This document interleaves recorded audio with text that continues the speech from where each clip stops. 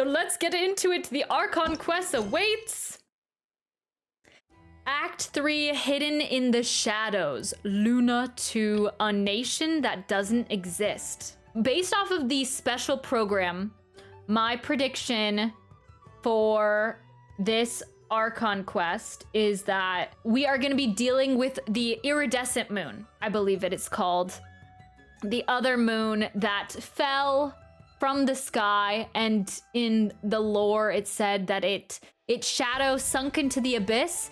And so I'm thinking that that's Arlecchino's moon, and possibly RERIR has ties to it as well. And so it's very exciting. We're bringing back people from previous stories. We're gonna see Arlecchino again. So we'll see all of those ties to the moons. All right, let's see the looming problem in Nod-Krai.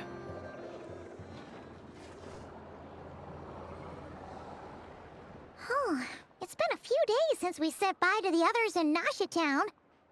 Still no news about RERIR, though. Where could he have slunk off to? If only he was gone for good. But with all the trouble he stirred up before, there's no way we've seen the last of him. Oh, and at the very end of the last act, we saw RERIR talking to Varka. That's a fascinating encounter that I would have liked to see more of in depth, but so yeah, he's building back up his strength. I hope we get to fight RERIR. Act 3, Act 4, oh, please. Hello, you must be the traveler in Paimon? Mr. Flynn has been looking for you. Unfortunately, there's been a serious wild hunt attack over at the quarry.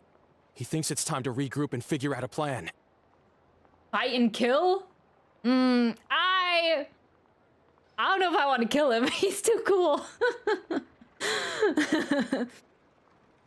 Steal his power and actually make the traveler strong. We ride. Yeah, we'll see. The wild hunt? Oh, uh-oh. We better get over there right away. Come on, let's go. A nation that doesn't exist. KHAENRI'AH? Is this about KHAENRI'AH? I mean, that might be the only option.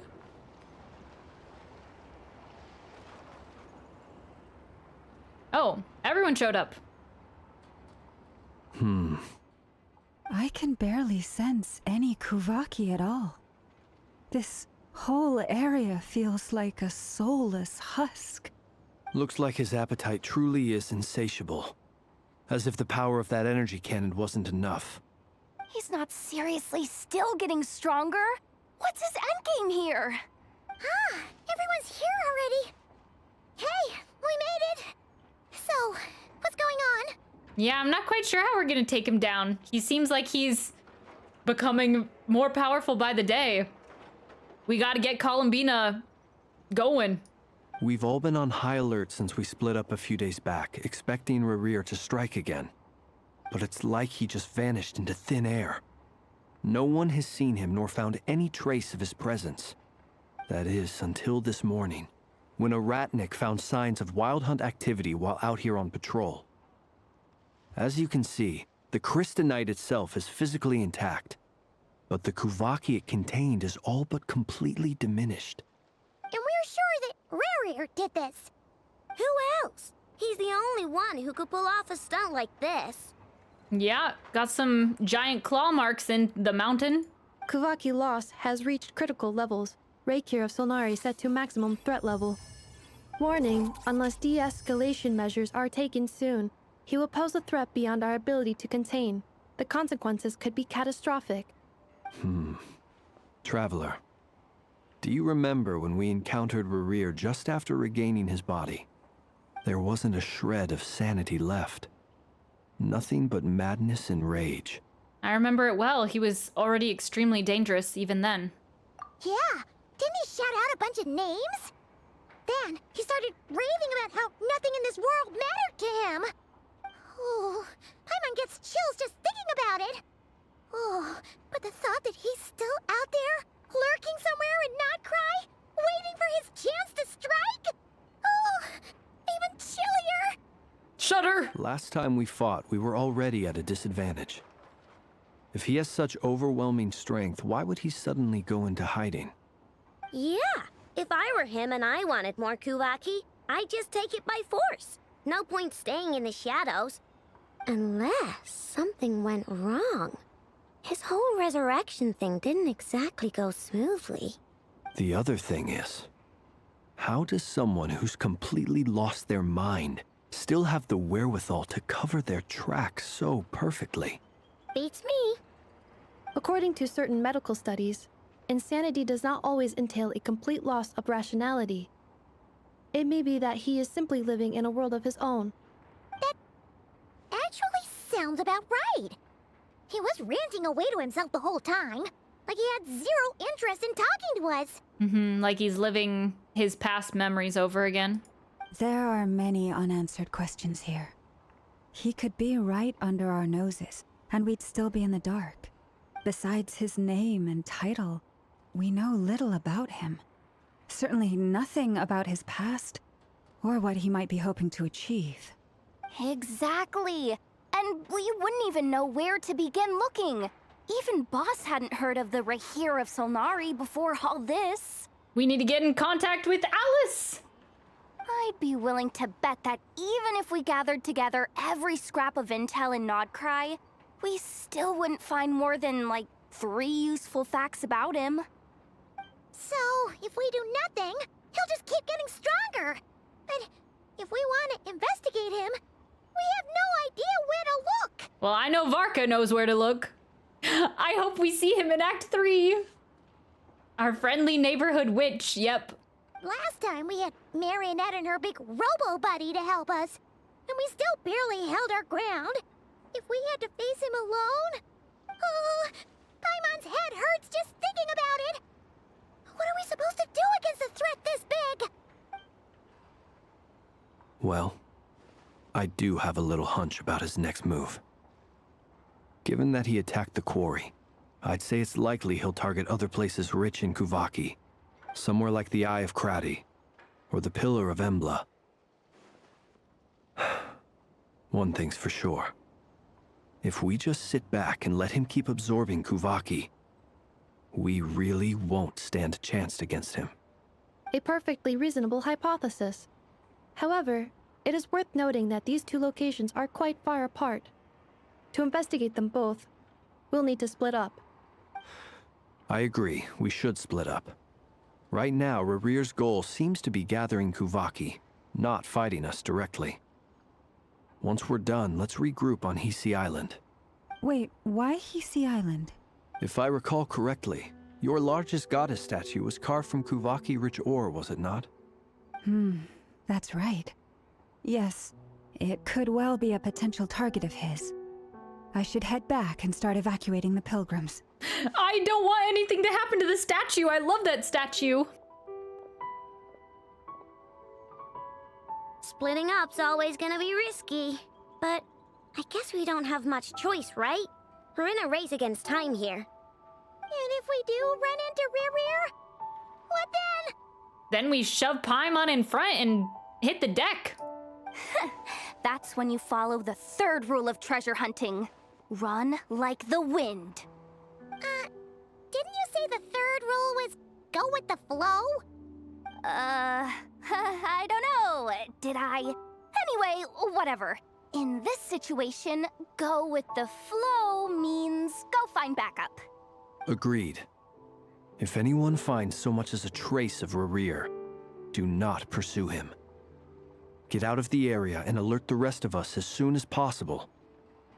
We need to put safety first. All right, we'd better get moving. Come on, Anefa, let's go.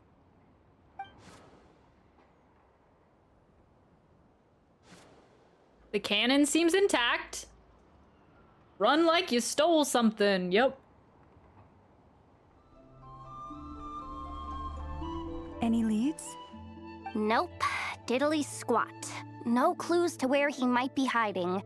It's like he's a ghost. It feels like we're sitting on a powder keg that could go off at any second. Oh, I hate this feeling. I'd rather face him head on than be left hanging like this. So, you guys didn't find anything either?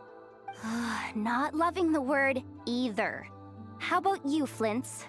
I questioned a few Ratniki and eventually narrowed my investigation down to one suspicious individual.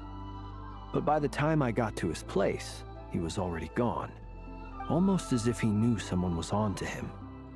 Either that, or he's just extremely cautious and doesn't stay in one place for long. He's been biding his time for a while now. The question is, where or what is his next target?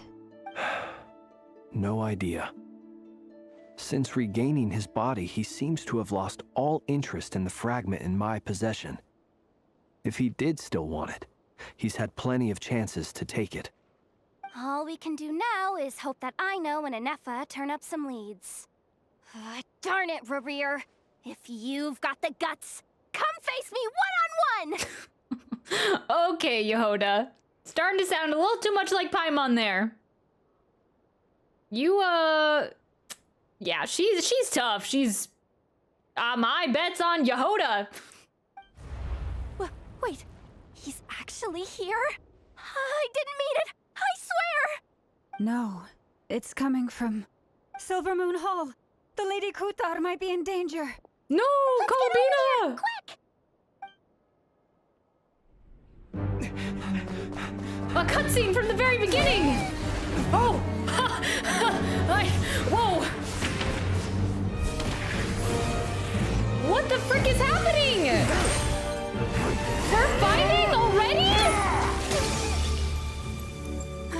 Kutar! Someone catch her!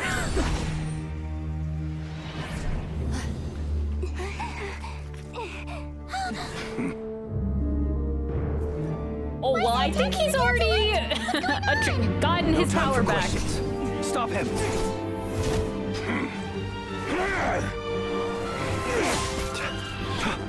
Oh man, I freaking love when there's a villain everyone's fighting against. Yeah, Yehoda, it's your chance! This is insane. Come on, Yehoda, show him what you got! Yehoda, get Kutar out of here! On it. She said she wanted to fight Rerir!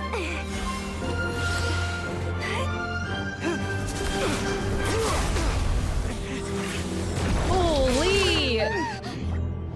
No! Look where your feeble light has gotten you. Now you shall plunge into darkness. Thalindus, soon I will find a way. Watch out! What? Yeah, take one for the team, Yehoda! Oh, maybe not like that. What the heck is happening right off the bat?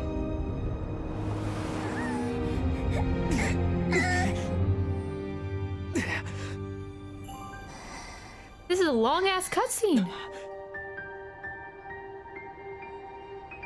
Yes, our tea parties with Columbina.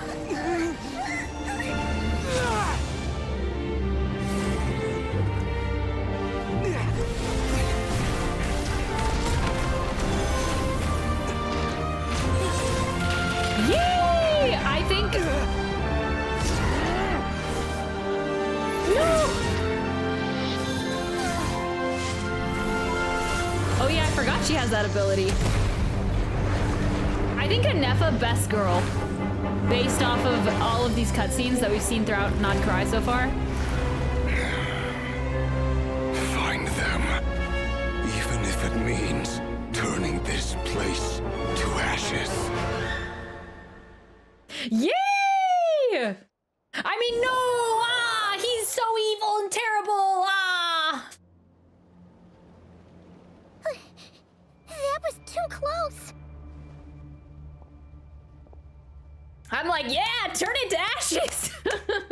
Let's get this party started! That is a way to kick off a quest! Yay! Moonwife under attack, it seems. Yeah. She's in spectator mode. I think that took It took me off guard. All of that action right off the bat. Burned them all. Ugh. Well, I'm just like, the more action and excitement, the better. I love a good cutscene right off the bat. Wow. Yeah, I guess that's why he was biding his time to come after Columbina.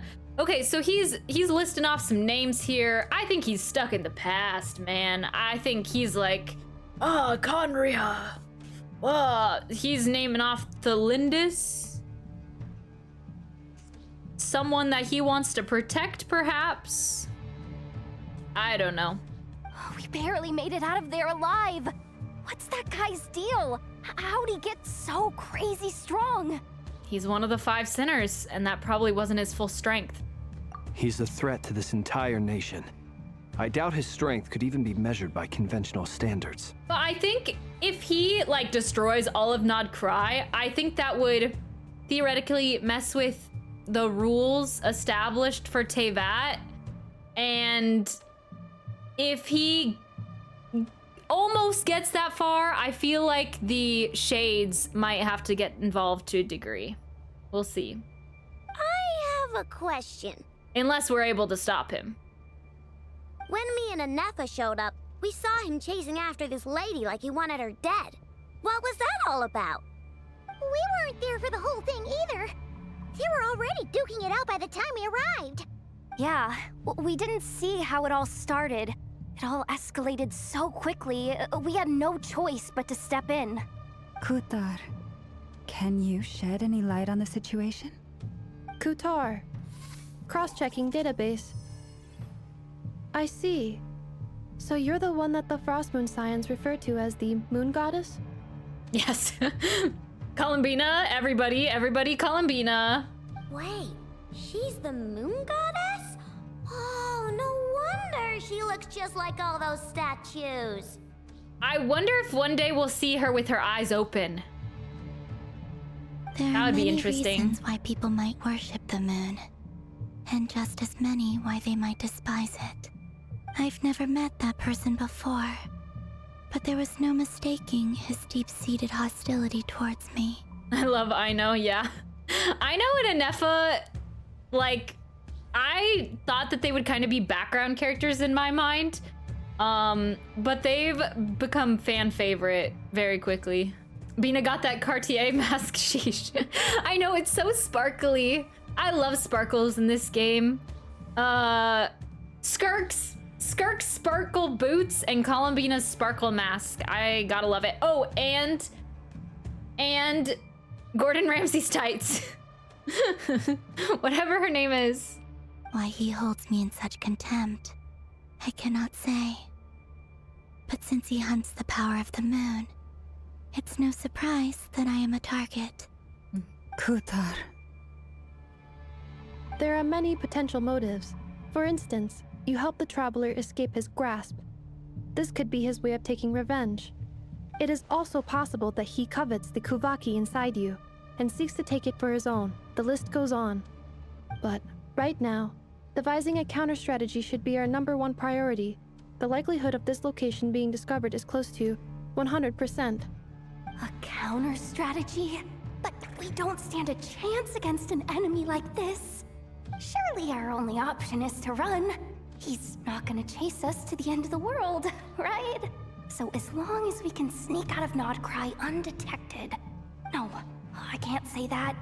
Come on, Yehoda, this is serious stuff. You can't suggest we all just chicken out. Running is our only option. Okay, wow. Eschauffier, yes. I don't know if I like it or I hate it that Yehoda is such a coward, but it's also like, that's so relatable, just having all of these conversations in her head. Huh? You seem surprised, but what other choice do we have? We are facing an enemy we cannot possibly defeat in battle. Well, I mean, yeah, but still. It's not too late. I can distract him, so you have plenty of time to make your escape. No, you're the most important one! Wait, what? You're gonna act as bait? Doesn't that make sense? I'm the one he's after, There's no need for you to risk your necks on my behalf. A coyote doesn't stop for bypassers while it's howling at the moon. What is it, Loma? The Frost Moon Scions have already grown accustomed to life without their goddess. My presence here is no longer essential, and this is not my home, so you needn't ask me to stay. We can't just roll over and let him get away with this. That's not our style. Yeah, we can't just call it quits after everything we've been through together. Besides, she'd pretty much saved my life back there. If I just ditched her now, I'd never forgive myself. We can't overlook that you have saved our lives multiple times now. To talk of returning the favor would be a little crass for my liking. But suffice to say that we are friends, and friends look out for one another. All the internal monologues. That's pretty much Yehoda's entire character. And so I usually don't like the internal monologues, but like that's her thing. RERIR'S true objective remains unclear. Even if we were to sacrifice Muskutar, there's no guarantee he would stop. He'd just get stronger. Running away won't solve anything. We stand and fight no matter what. But... Kutar, I know why you left the Frost Moon Scions so long ago. It was because people started treating prayer as a form of trade. They would make self-centered wishes, force you to accept meaningless offerings in return, and then expect you to perform miracles for them, as if that were their entitlement. If it were me, I might have walked away too. But I believe that time can change everything, and that sometimes it takes losing something precious to appreciate its true worth. After much reflection, I've realized that this was never about whether the Frost Moon Scions need you. Any relationship based on need is purely transactional. What I truly hope is that you'll choose to stay, not out of obligation, but as part of our family. Aww. You were born here, and now you've returned. Who knows? Perhaps it was the moonlight that guided you home. Thank you, Lauma. But my power is on the wane. I'm afraid I will be of little use to you now. We'll find a way. It's our turn to help you now. Very well then. I'll do as you say. Both times you saved us, we were transported across great distances in an instant. Is that one of your powers as the Moon Goddess? It is, but I find it very draining.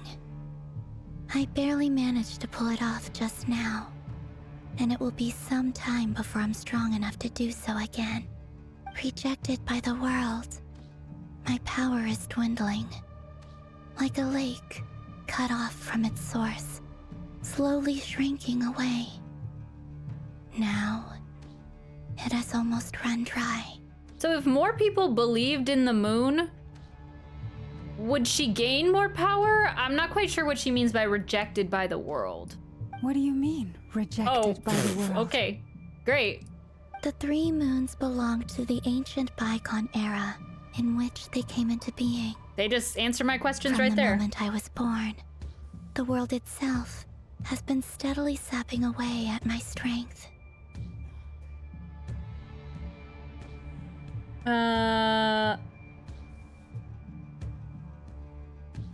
Okay, so Tevat just takes away her power just by being? That's why we need the Moon Marrow to borrow the Eternal Moon's power.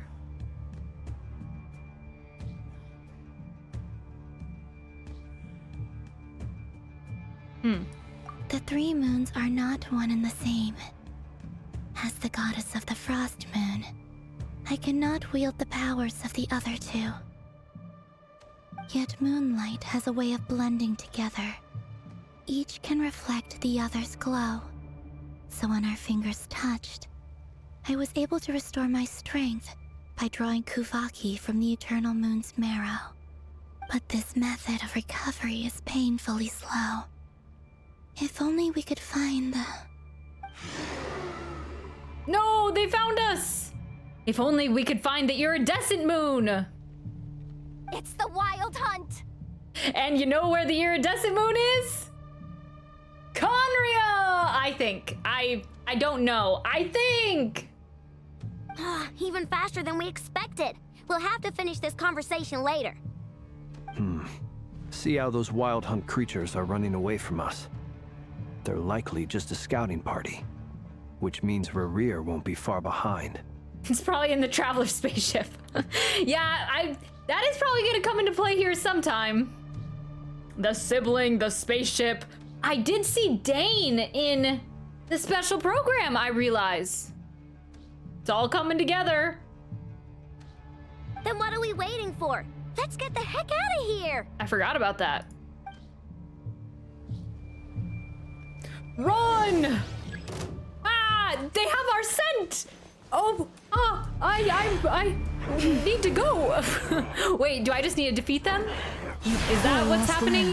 With one Defeat heart, all the Wild Hunt one prey. foes that Stay your happens hand. and escape their... Oh my gosh, this is not my party. This is not my party. Flash attack! Ah, this is not my party. Installation chamber deployed. Ah, he's got our scent! He's got our scent! RERIR's closing in on us. We need to pick up the pace. Okay, I'm going! Yes! There's too many of them! And this time, we can't fall back on Kutar's help to escape! Oh my gosh, This goes on there's much way too many longer. special effects. I can't see a damn thing. By the frost moon of old. I can't see a damn thing.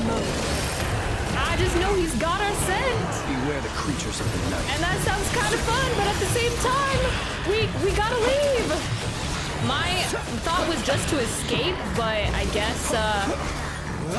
guess we're just... we're breaking out. We're breaking out.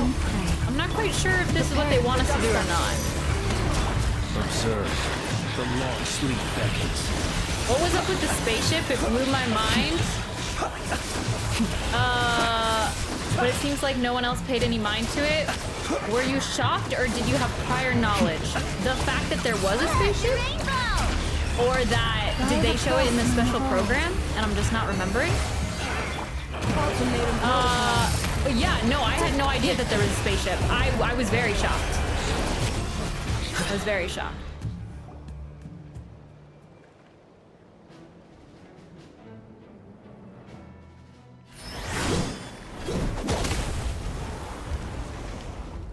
There he is. He's here.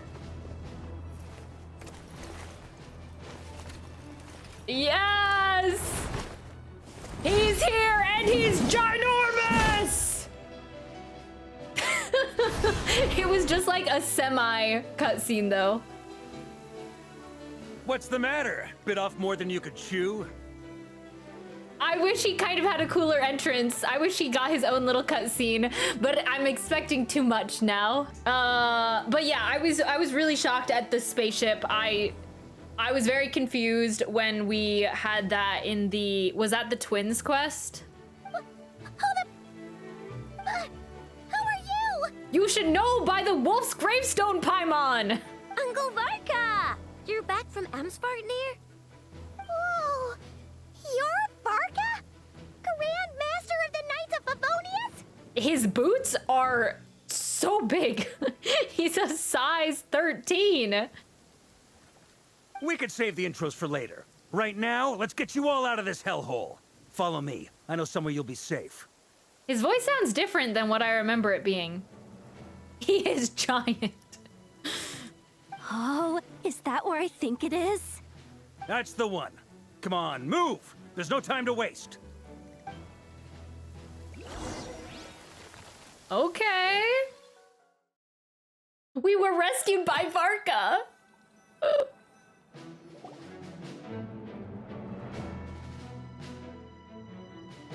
Wow! Where are we? This is so well hidden. Well, that goes without saying.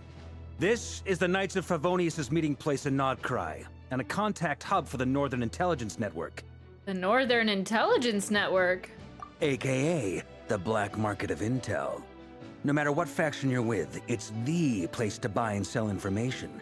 Their headquarters are in Nod-Krai, but they've got contacts in every nation. Okay, sounds a little seedy for the Knights of Favonius, but okay. As an expeditionary force on foreign soil, working with them has offered us the most effective way of getting our hands on reliable local intel.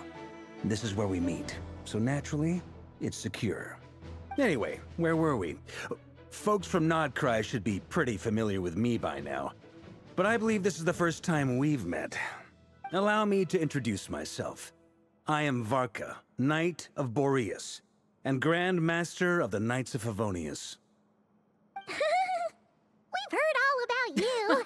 This meeting's been a long time coming. Man, me too, Paimon. She's like, she sounds giddy.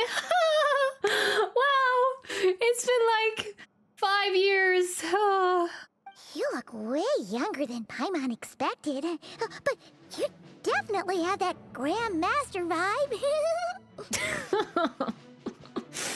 Yep. But yes, he is younger than I expected as well. Well, I'm no spring chicken. Just not showing my age yet. Definitely feeling some of that back pain today, though. Rushed back from Amsvartnir without a wink of sleep, only to get right into another fight with that freshly revived maniac. Another? You mean you fought him before? Well, it seems like you threw the wolf's gravestone pretty easily from like a mile away. Yep. He wasn't nearly as strong back then, but he was still a formidable foe. I brought some of the knights along to give him a little surprise, but he saw us coming from a mile off. My squad took heavy injuries, and I barely made it out alive myself. We knew it might have been our last chance, so we staked everything on it. But still, it wasn't enough to stop him. I tried tracking him down afterwards, but he didn't leave a trace. Even in his unhinged mental state, he's as cautious as any trained operative. So, I decided to come find you. And as luck would have it, turned up to find you being ambushed by the Wild Hunt. The rest, you already know. Does Varka and RERIR have the same model? Like, this giant... Because I think his model is taller than the tall guy model. I'm trying to figure out, yeah, RERIR probably has the same one that's, like, bigger than those, yeah. Is that why he's been frantically absorbing Kuvaki these past few days? Because he sees you as a threat? Maybe I'm part of the equation, but even if I weren't, I'm sure he'd still be gathering power. He's clearly working up towards something. Note to self, Uncle Varka's strength rating officially upgraded. Guess it's my turn to ask questions now. So, what exactly has been happening in Nod-Krai? Why is the Wild Hunt returned in humanoid form? And why is it after you? Have you done Skirk's story quest already? No, I haven't. That is the one that I've accidentally been putting off. That's a long story, but I'll try to make it quick. I know brings Varka up to speed about what happened before. Wow, I had no idea so much had happened. Sounds like you guys have really been through it. So, the Kutar is actually a Fatui Harbinger. And all this Wild Hunt activity in Nod-Krai is the work of the RERIR'S of Solnari, one of the 5 sinners. That's a lot to take in. Need some time to wrap my head around it all. I'm truly sorry, Mr. Varka. You stood with us against the Wild Hunt, and did everything you could to stop it from escalating into a full-blown catastrophe. And then, the one time you're away, it all comes to a head and all your hard work gets undone. You've got nothing to apologize for, Miss Moonchanter. You can plan 100 steps ahead and still slip up. That's just life. No one knows what tomorrow holds. You can't predict which way the wind will blow next. Only Venti can. And, to be perfectly honest, I can't say I'm surprised. For all the times we've defeated the Wild Hunt in the past, we've never been able to completely wipe it out. Turns out, we were just delaying the inevitable.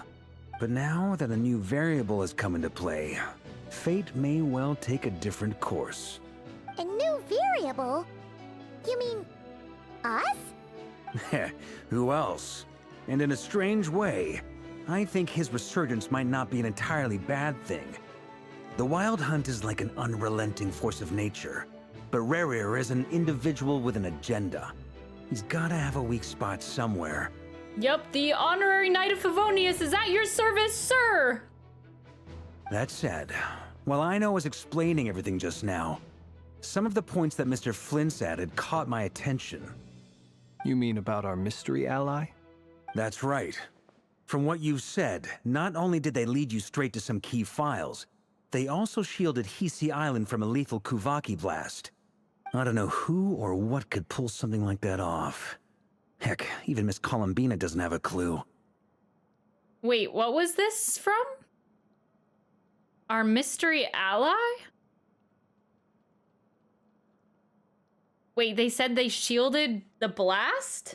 I hadn't heard the story about those files. Would you mind repeating their titles for me? Oh, in the, when we were at the lighthouse. Wild Hunt Phenomena Log, a Nod-Krai Archon's Field Journal, and Kuvaki Survey Log. Oh. No. Still doesn't ring a bell. Watch it just be Venti. Another dead end. Guess all we can do now is hope that our mystery ally keeps showing up when we most need them. Yeah, I didn't really think of them as like this mystery ally. I could see it being like Alice, because it's books and connected to stories somehow. I don't know. Skirk's quest is interesting that her and character stories give some insight on some things outside Tevat in Certology, obviously, yeah, since he's her master. I look forward to that quest whenever you want to get into it. Yeah, I think I should probably do it soon when, because applying those things about Certology and that other information to these Archon quests would probably be good. Still, it's safest to assume they won't be intervening again. From here on out, we'll have to resolve this crisis by ourselves. Your intel also explains something else I've been wondering about. The reason I led my team to Amsfarnir was because we'd had reports about a possible source of the Wild Hunt showing up there. But once we looked into it, it turned out to be a red herring. I don't know who was behind it, but clearly, it served its purpose. I doubt it's by chance that he happened to make his comeback while my attention was diverted. And from everything you told me, it sounds like his scheming began well before his return. So maybe luring me away was all a part of his plan. Oh, it's so fun. Barca's leading the team meeting. But is it even possible that he orchestrated all of this by himself? Oh, and he's having internal monologues. The Moon Maiden and the Raker of Solnari. Nod-Krai of all places. The way everything is unfolding, it can't be a coincidence. It was fate! What do we do now? Got any ideas? Right now, we've got at least 3 things to consider. Let's go through them one by one. First, we need to figure out how to take down RERIR'H. If we can't beat him in a straight-up fight, the rest won't even matter. To my knowledge, the bulk of Nod-Krai's fighting force is already gathered here. But even with everyone united, we're still no match for RERIR'H in his current state, let alone with his power still growing. What if there was a way to tap into a new power of our own? How so? The moon! The iridescent moon! Have you thought of something, Columbina? 3 moons once watched over this world. The Eternal Moon was the largest. The Frost Moon was the brightest. And the Iridescent Moon was the most mysterious. They say that back then, the 3 moon goddesses wielded immense power. Enough to shape the workings of the world itself. I now bear the Frost Moon's power, and the Eternal Moon's marrow resides within the Traveler.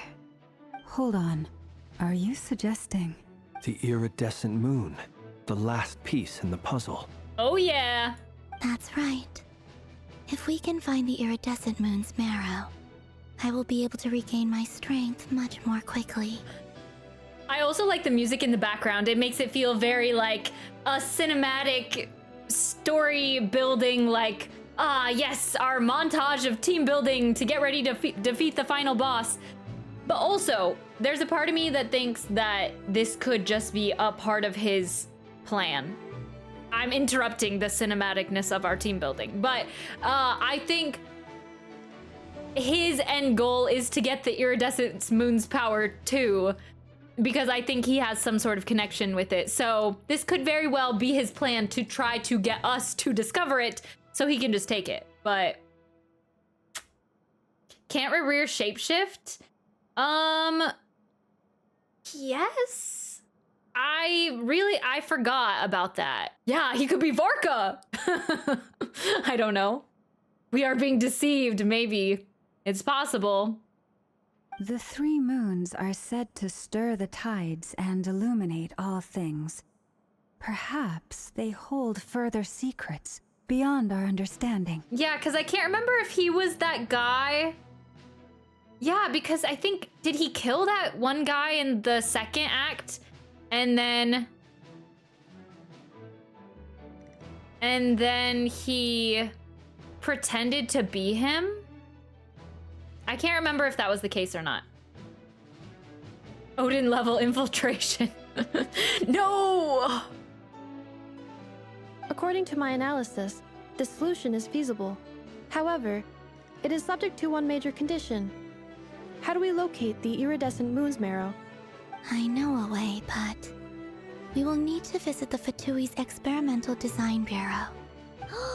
The Experimental Design Bureau? Are you saying we need to involve Marionette? Yes. I must speak with Sandrone. It's a team up with the Harbingers! It's a long way from here to the Experimental Design Bureau. There's a high chance you'll be spotted. You shouldn't go alone. I will go with her. Then that's settled. Next up, our second priority. Somehow, we need to figure out RERIR'S end goal. As you saw for yourselves, when he was still in his wild hunt form, everything he did was for the sake of recovering his body and resurrecting himself. His first act since then, after laying low for a while, was to try and assassinate this young lady. People's obsessions often reveal their greatest vulnerabilities. There must be a reason why he despises the moon so deeply. Perhaps it sheds some light on his title, the Raker of Solnari. But maybe he doesn't despise the moon. Maybe he loves the moon. Maybe the name...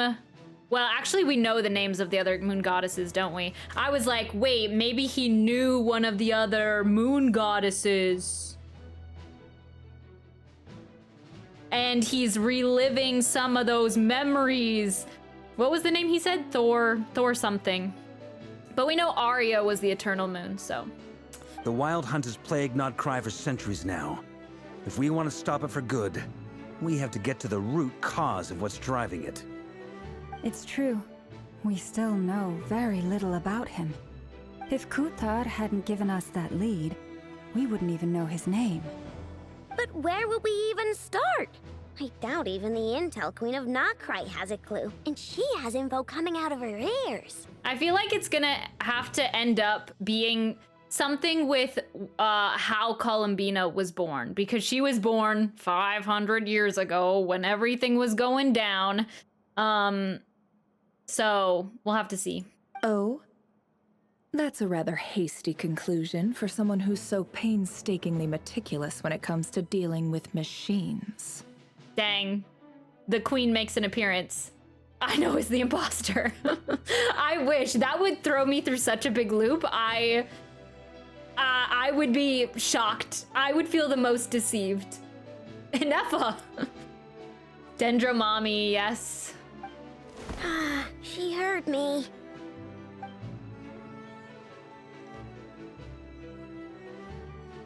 Boss! What are you doing here? I'm now asking myself the same question. I received a letter from a humble knight of Favonius, requesting a meeting to discuss a major business deal. But it looks like this humble knight had something else in mind. Details. Miss Nefer, the important thing is that you've arrived at the perfect time.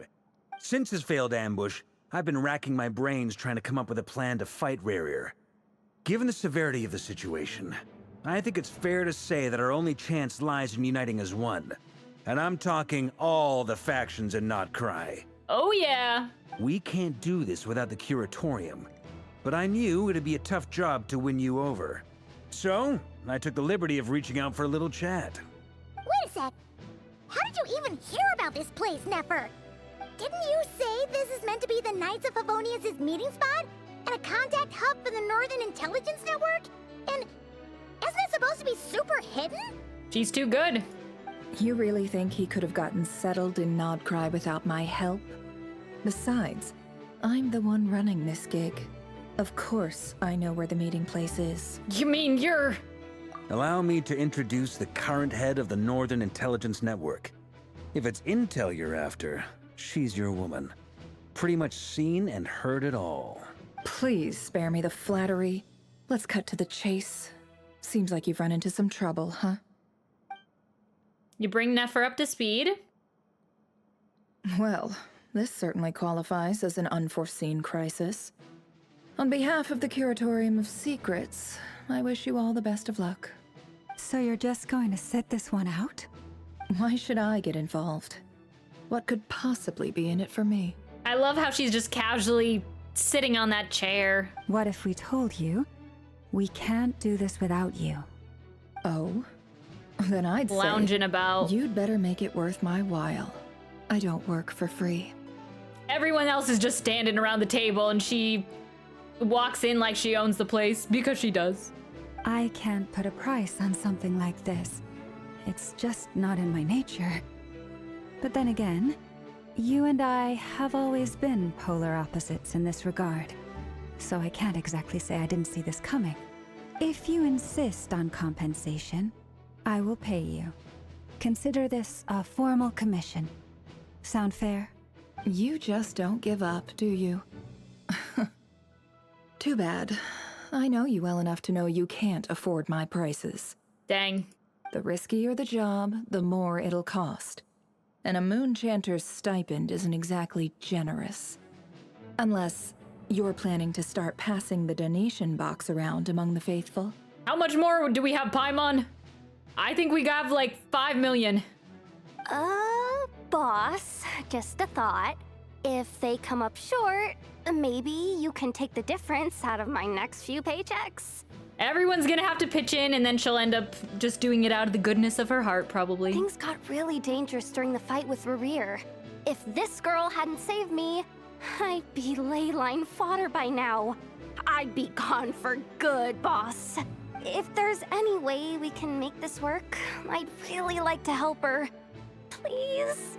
I'm begging you. This is why I'm always telling you never accept favors. They are the hardest debts to repay.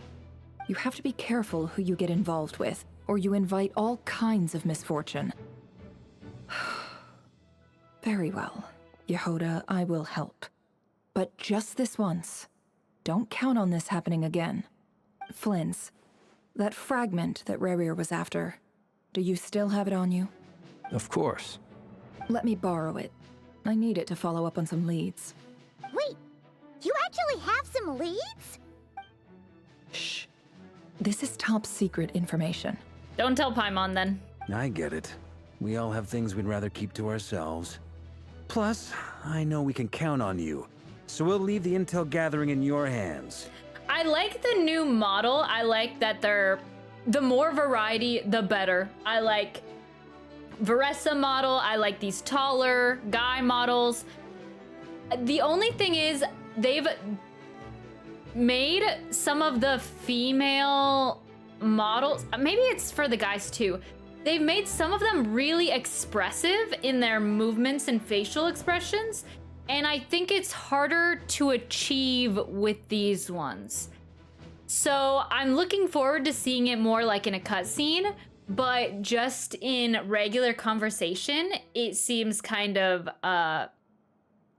blank, not expressive, but I'm not quite sure what to do to change that. About damn time we got some variety. Yeah, I like it. I hope they start moving in that direction more. He kind of like a brick house. Yup. And that brings me to the third and final item. We need to find a way to distract him. We need time to make our move, so someone will have to stall him. I'm in for this part. No matter what. Anyone coming with? Count me in too. Come off it, you two. Quit playing heroes. I'm way ahead of you here. Ineffa did a scan of the Moon Goddess's Kuvaki signature, and we're gonna use it to make some decoys over at the Krumkake craft shop. Anyone who's in, follow me. Once they're ready, we'll deploy the decoys across Nod-Krai. So as long as the rest of you keep moving, he won't catch on to your scent and won't be able to track you down. I like it. Genius idea. No biggie. All right then. We'll split into 3 teams. Once your team has finished their mission, return here and wait for the others. Dismissed! Yes, sir! You can boss me around any day. Never too. Yes, our plan is in motion.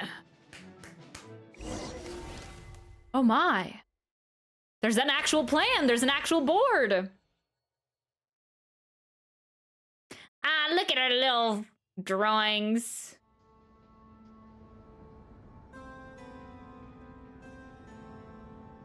Lady Damselette. Wait, and you two? What are you doing at the Kuvaki Experimental Design Bureau? Oh, we're just walking in through the front door. And fascinating, it's just cutting to us going to our different jobs. Okay. We've been doing our best to mind our own business lately. But if you're just gonna waltz up here like this, you're seriously pressing your luck. Don't blame us for doing what we have to. Huh. You really think that's gonna scare us off? We're not looking for any trouble. I just want to see Zandrone. Do I need to remind you that you're still a wanted fugitive for deserting us? Out of consideration for our former ties and the crisis we're all up against, we'll let you leave in one piece. But don't even think about trying to get inside. Let them in. But... Are you going to make me repeat that? Oh, the music change. No, my lady. Zandrone seems to be in a good mood. Must be maintenance day. You heard her.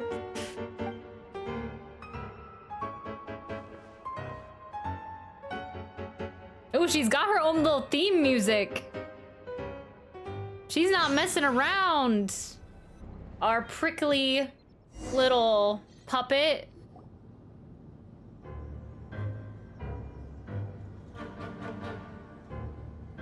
All the puppets in this game a little prickly.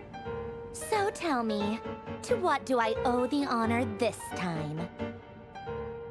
Actually, before you answer that, just so we're clear, we're not colleagues anymore, Columbina. I don't owe you anything. I promise it's nothing big. It seems like you've gotten the wrong idea here. The only reason I let you in was because I was bored.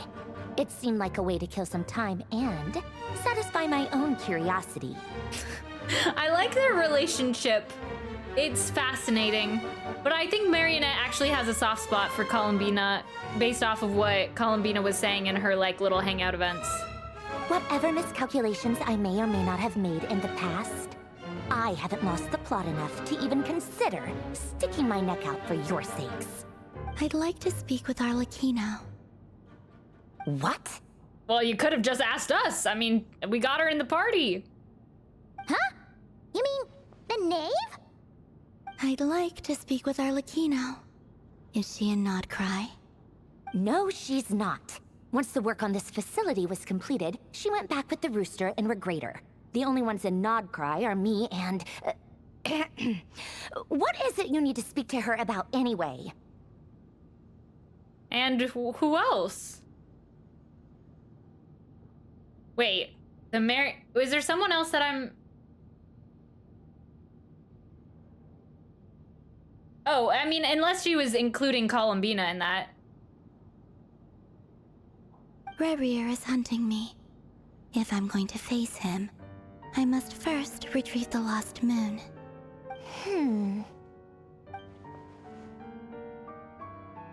Marionette seems lost in thought, but she doesn't look surprised. She must know more than she was letting on. I don't understand what Arlecchino has to do with the iridescent moon's marrow, but at this point I have no choice to go but along with Columbina's plan. Well, it seems like we know a little bit more than the Traveler this day. Is that a no, then? We're only doing this to stop RERIR. He's our common enemy. As if I need reminding. I was this close to settling things with him before someone decided to whisk me away to their weird little garden.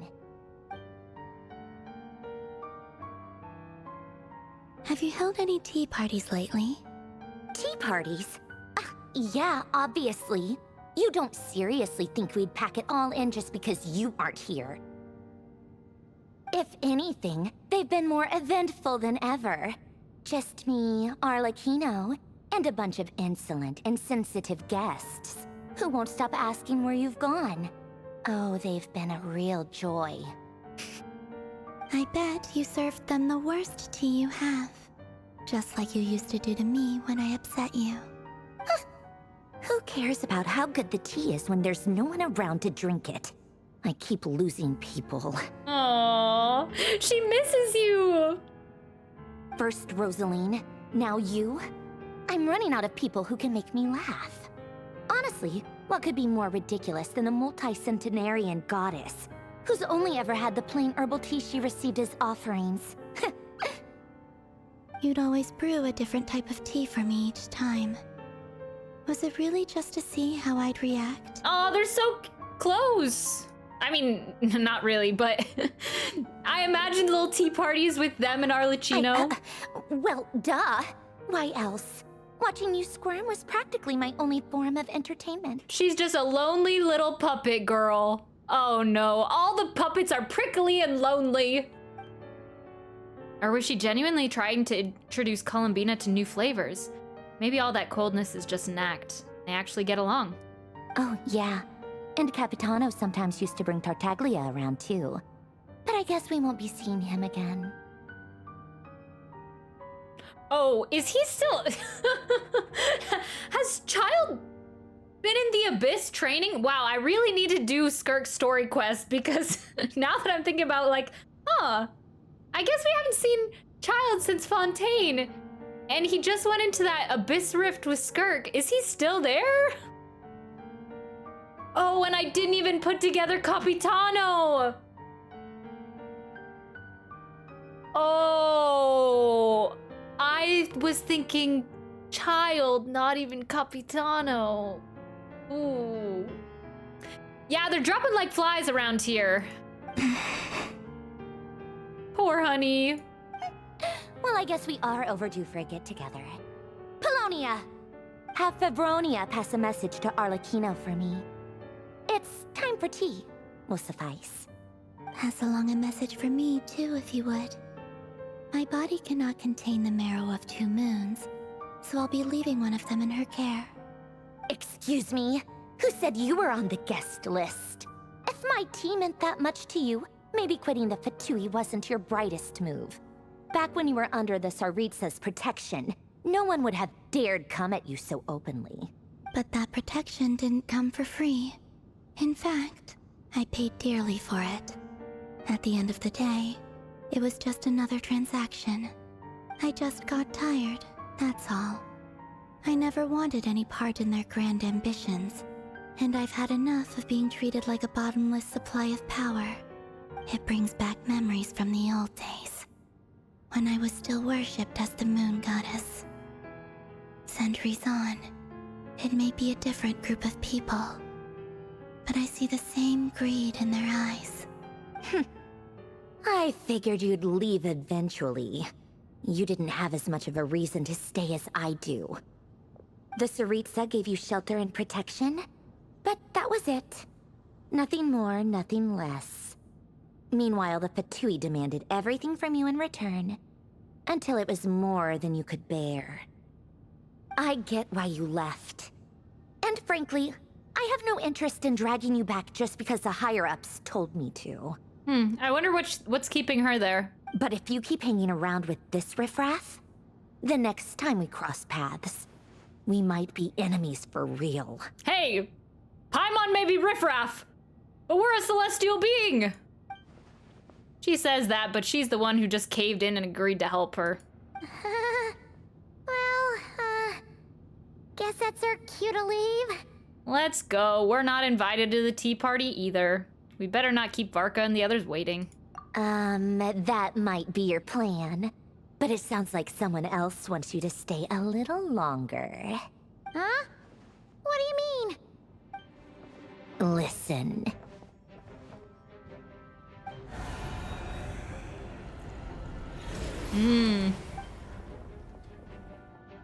My lady, it's the Wild Hunt. A horde of monsters is headed straight for the facility. Another uninvited guest trying to crash my tea party. Clear the area. I'll handle this. More like Polonia will handle it. Wait, what? You want us to leave you here by yourself? My queen, Polonia! Huh. You'll be lucky to make it out of this alive. You really think you can afford to worry about me? Go on, get out of here. You may have stopped Polonia from crushing him last time, but I've made sure that won't happen again. The entire Experimental Design Bureau is rigged for war. Stay and watch if you want, but it'll be at your own risk. You're not flagged as friendlies in a weapon system. Just be careful, okay? Don't tell me what to do! Look, if you're leaving, make it quick. Or you'll just get in my way. There's a secret passage on the 2nd floor. It'll take you right to the plains out back. Alright. Stare all you want, Columbina. You're not getting another invitation to my tea party. I know. But thank you anyway, Sandrone. Aw, she's just cold on the outside. This is exactly why you shouldn't hang around with those people. All their melodrama and sentimental nonsense is rubbing off on you. Yeah, tsundere ass.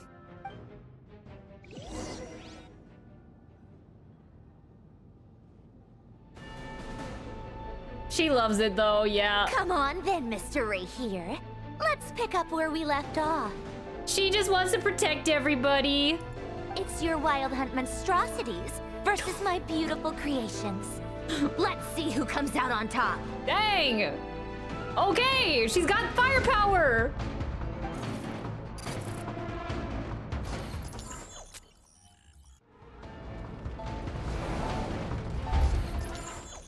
Oh!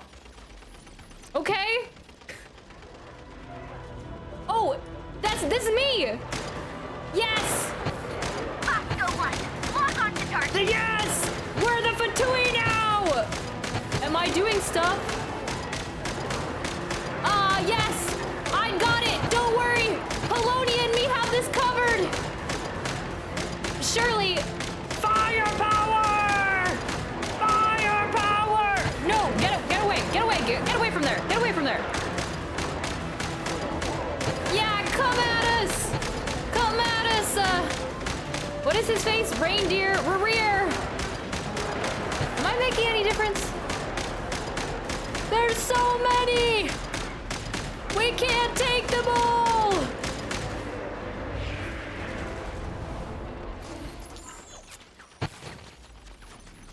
Okay, that was kind of uneventful. Oh, more firepower! Prepare to fire! Yeah! Yeah, that's right. I just need a bigger gun. Yeah, this is better. Oh, I missed. I missed. We're clearing them out now. Don't worry, Sandrone. We got it. The hordes.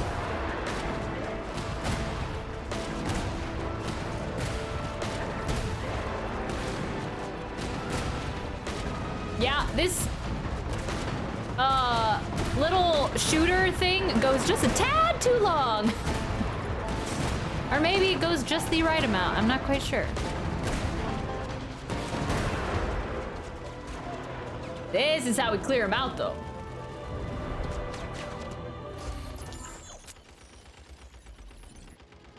Oh, now I'm a sniper. Keep them pinned down. Don't let them get near. I'm testing out all the weapons.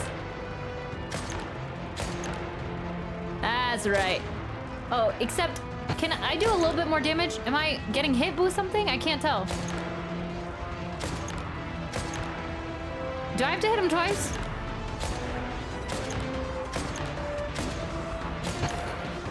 I do like these sniper mini games. I do, but they just don't feel very satisfying against the Wild Hunt. Rotate out. Deploy all backup units. Get in there and hold the line. Oh, whoa. They're kind of big. We need magic, yeah. The firepower isn't necessarily doing the job. Whatever. This is where the real fun begins.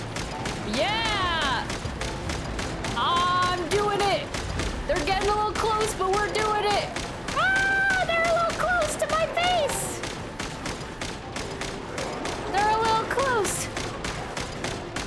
Hold the line, men. Don't worry. Once this is over, I'll put you all back together again. I can't shoot fast enough! Oh, she's like, I'll put you back together again. Don't worry. Ah! They're getting too close.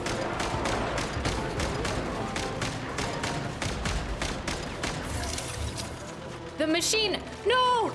No, I'm facing my doom! Repair himself. Time to... Huh? Where'd he go? Uh-oh.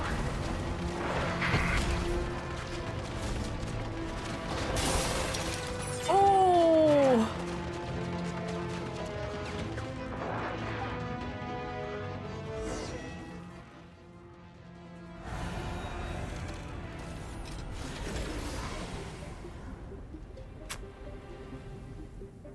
Looks like the machines didn't cut it.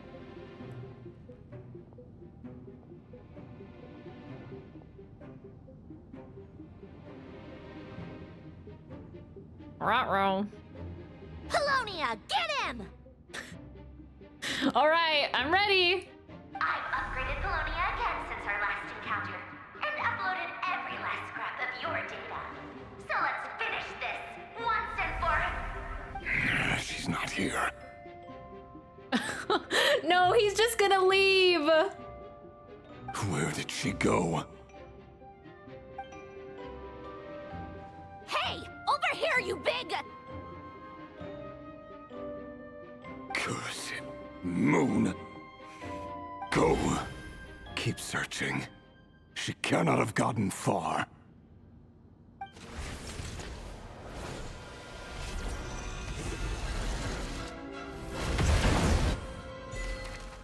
No, Polonia! Polonia, no!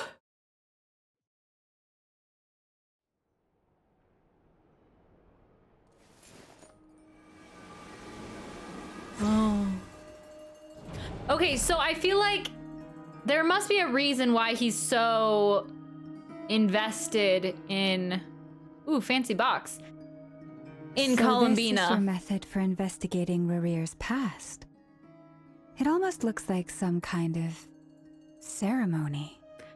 I feel like he is invested in the prior moon goddess of the Frost Moon, maybe. Good deduction. But it's quite a different affair from what you're used to with the Frost Moon Scions. Whoa! First time I've ever been in here.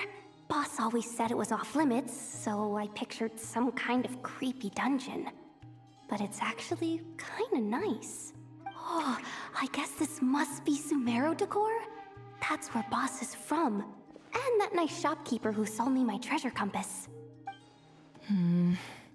I'm not sure exactly what you've got planned, but it looks like you're all set. When do we begin? Whenever we wish. But for some reason, I've got a feeling this isn't going to end well. I've never faced RERIR myself, but from what you've told me, his power is beyond anything I could imagine. I, on the other hand, am just an ordinary businesswoman. Our paths should never have crossed, yet here I am, forced to make an enemy of him. If you ask me, you're about as far from ordinary as it gets. So what are you saying? You're getting cold feet? Once I take a job, there's no backing out. Still, I have to ask myself if the power I'm relying on will even work on an opponent of this caliber. And also how to make sure I come out of this alive if things spiral out of control. Death is the one thing we can take for granted. It is the great equalizer, however fortunate or unfortunate we may otherwise be. So it's important to consider how to spend what lifespan we have left. Come on, boss. Lighten up. Quit talking about death. It's bad luck. I'll be interested to see if anyone actually dies in this Archon Quest. Or if it will just be RERIR. For once, I agree with you. When you're up against a foe like RERIR, there's no such thing as being too prepared. They've killed off Rosalind. And I wouldn't mind it. It feels like it's an appropriate time, like, to escalate that kind of level. And they're alluding to, like, he can take down all of Nod-Krai. So it would be interesting for sure. I know that's like in Inazuma we were like, oh, is Kazuha gonna die? That would be interesting for sure. Is there anything I can do to help? That won't be necessary. I've already made up my mind. Time to cash in a precious favor I've been saving for a rainy day. Yehoda, I need you to find someone for me. The sooner the better. Spice up the story, to be honest. Yeah. Find who? That shady merchant who sold you an overpriced treasure compass the other day. Dory? Come on, boss. You're pulling my leg again. In what way is she shady? She showed up when I was completely lost and sold me a neat little gadget that was exactly what I needed. Trust me, she's a good person. Anyway, I know who you're talking about. Don't go anywhere. I'll be right back. A few moments later. I genuinely can't run any further.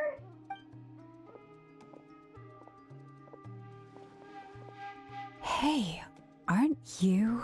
What is it? What's the big rush? You dragged me out of a dream where I was literally swimming in Mora. I'm charging double my usual attendance fee. See, look how easygoing she is. After that rude awakening, she could have completely snapped at us. But instead, she kept it together and just asked for an extra fee. I can see how Nefer and Dory get along. Dory, Sangama, Bay? I never would have pictured you two doing business together. If you want to make it big in Nod-Krai, it's all about connections. Lady Nefer just so happens to have a lot of intel that interests me. And she also did me a big favor in the past. They even changed the Sumeru music. I think they are paying more attention to that. I remember in the past saying like, oh, I really wish the music would change here to like make it seem more cinematic with the story. And I think they are doing that. I noticed it with Sandrone, Dory. Which Dory fan used the magic lamp? Dory's been in a lot of scenes in Nod-Krai. It's been surprising.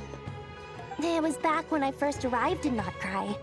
My trusty assistant, the genie in my lamp, had an adverse reaction to the Kuvaki and fainted. And wouldn't you know it, that's when I suddenly find myself in a life-or-death situation. Good thing my compatriot was there to swoop in and save the day. I've been giving her a 30% discount off all of my goods ever since. Now, so that no one here feels left out, I'm willing to extend a 20% discount to fellow friends of Boss Nefer. Plus, any other friends you send my way will enjoy 10% off. What can I say? The great Lord Sangama Bay is nothing if not generous. So, let me guess.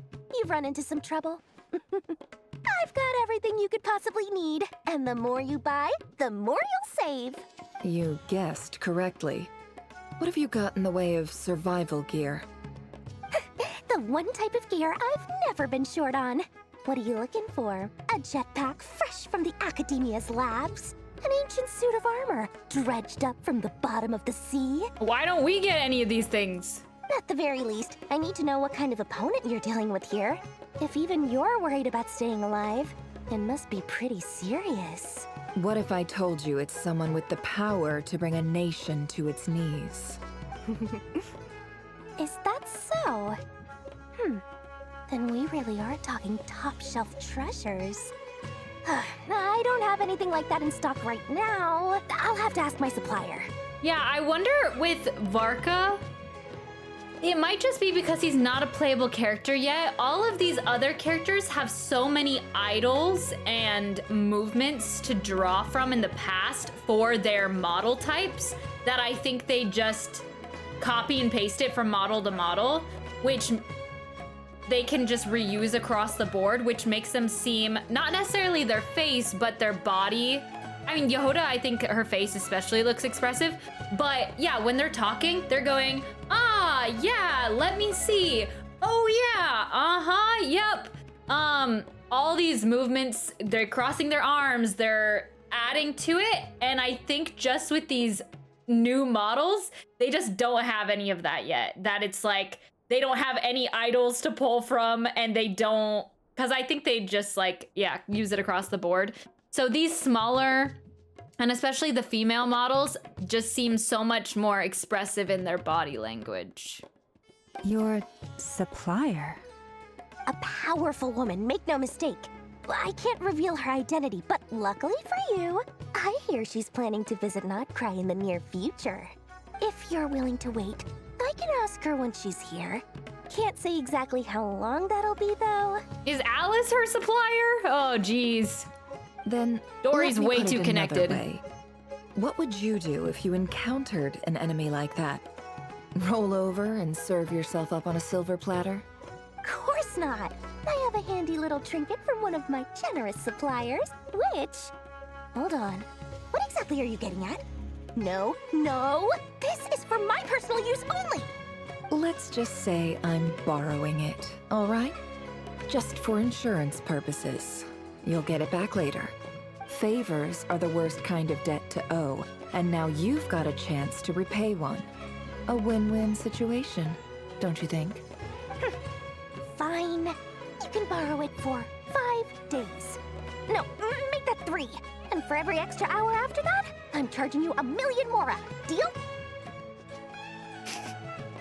Deal.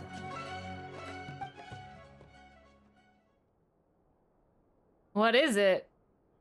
Looks like a little What way to throwing start the star. day. Now, was there anything else you wanted? Or can I go back to bed now?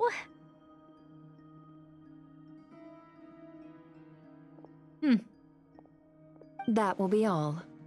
Take care now. Don't trip up on your way back, friend. See you later! You're my favorite shopkeeper.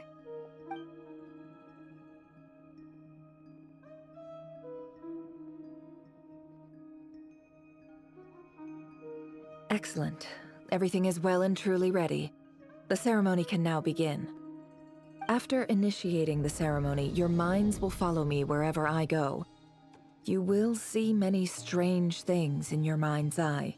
So remember, don't be frightened, and don't make a sound.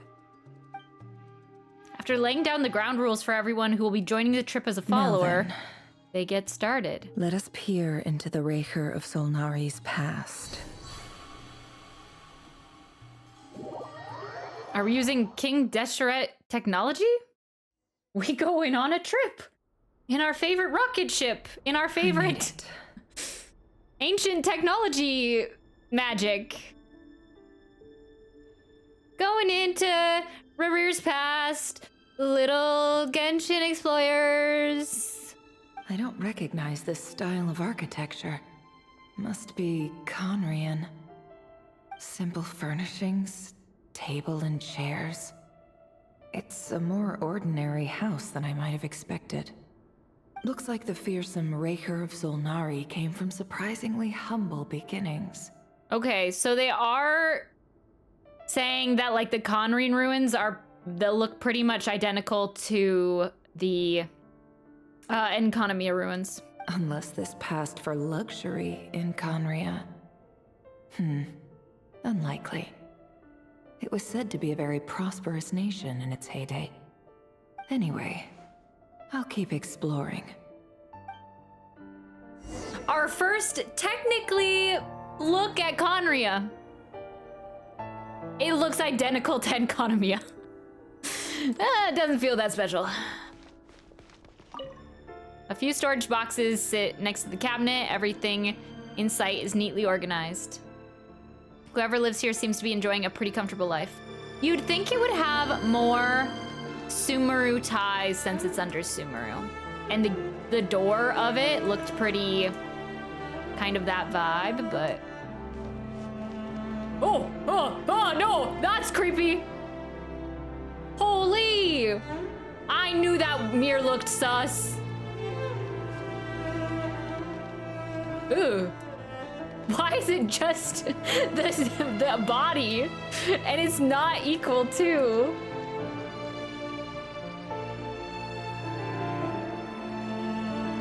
Whoa. It's weird. Is that what he looks like? Under all the bandages? It's kind of NPC-ified, but not really. I can't tell. Huh. Fascinating. Wait, I'm gonna go exploring. Oh, there's not that much to explore. Yeah, that's weird. A handwritten note.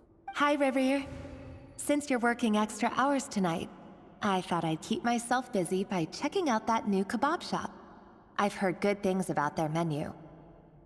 I'll test it out, and if it's as good as everyone's saying, let's go back together sometime. P.S. New stash from the Universitas Magistrorum. I brought some goodies home. A few teacups and a pin rack. Hope you like them. They didn't sign their name, but they must have been close. Sounds like they were living together. Is that the Thor? I can't remember the name that he said. It started with a T. Oh, and look, we get a close-up of Nefertiti. Oh, she's gorgeous. She's so good.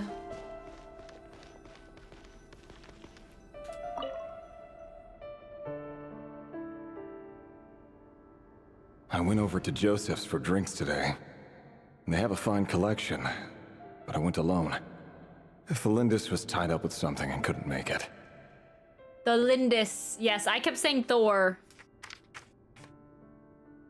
I'm gonna, under my Rerir column, Tholindis question mark.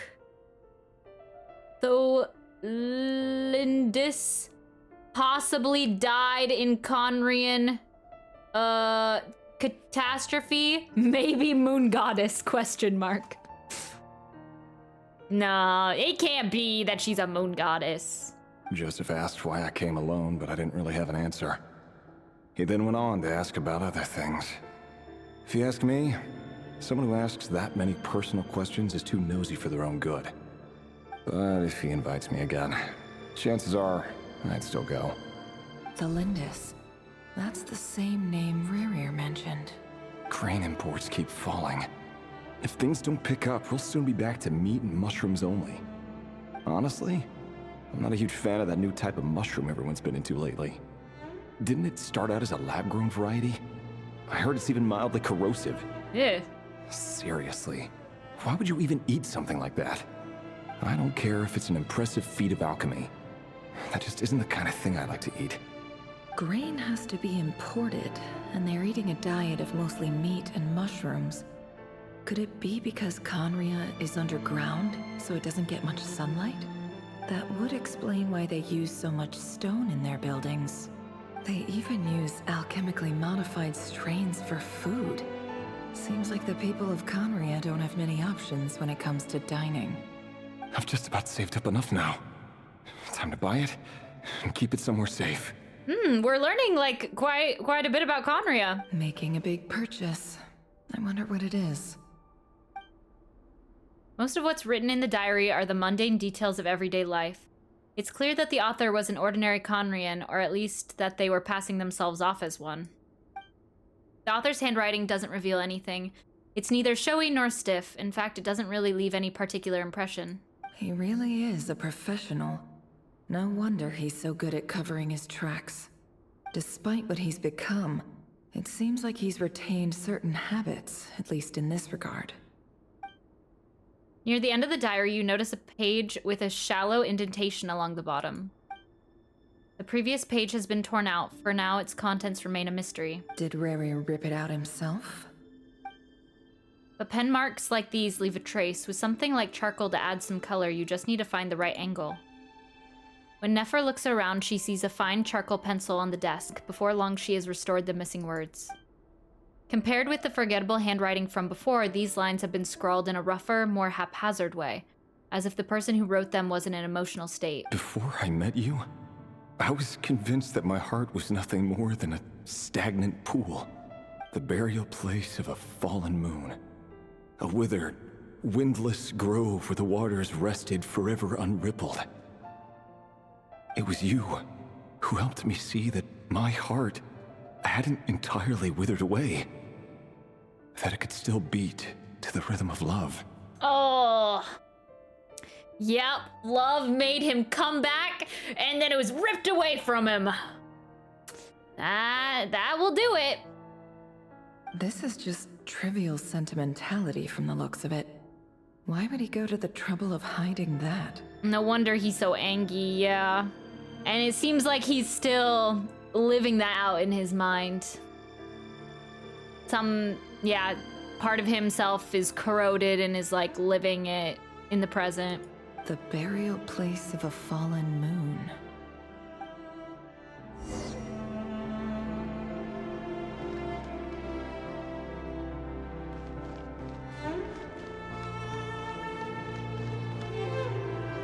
I do love the music here. RERIR, over here. Dainsleif! Young Dainsleif? Dane! Oh, and, Vedelson here? What a surprise to see you here. His model looks so weird. It's so weird. But I like it. I like seeing him normal. It's just like, he needs some color, yeah. Do we got young Dane? Oh my gosh, if we get to see Dane's other side of his face. But yeah, I think it's just like, it's same thing with the Varka model, that it's just like weird seeing it, I think, in my mind. Hello there, RERIR. You need not address me so formally outside of court. He doesn't get that much free time, so I invited him over for a drink. Even the court prophet deserves a break every now and then, right? Dainsleif sounds so unburdened. I didn't even recognize his voice because he sounds so casual. He's not dark and depressed yet. And I actually don't know if this is the same as the Varka model. Well, I'm flattered. So, what are we discussing today? Hey, don't look at me. As far as I see it, we don't need an excuse to have a few drinks. Come on, don't give us that.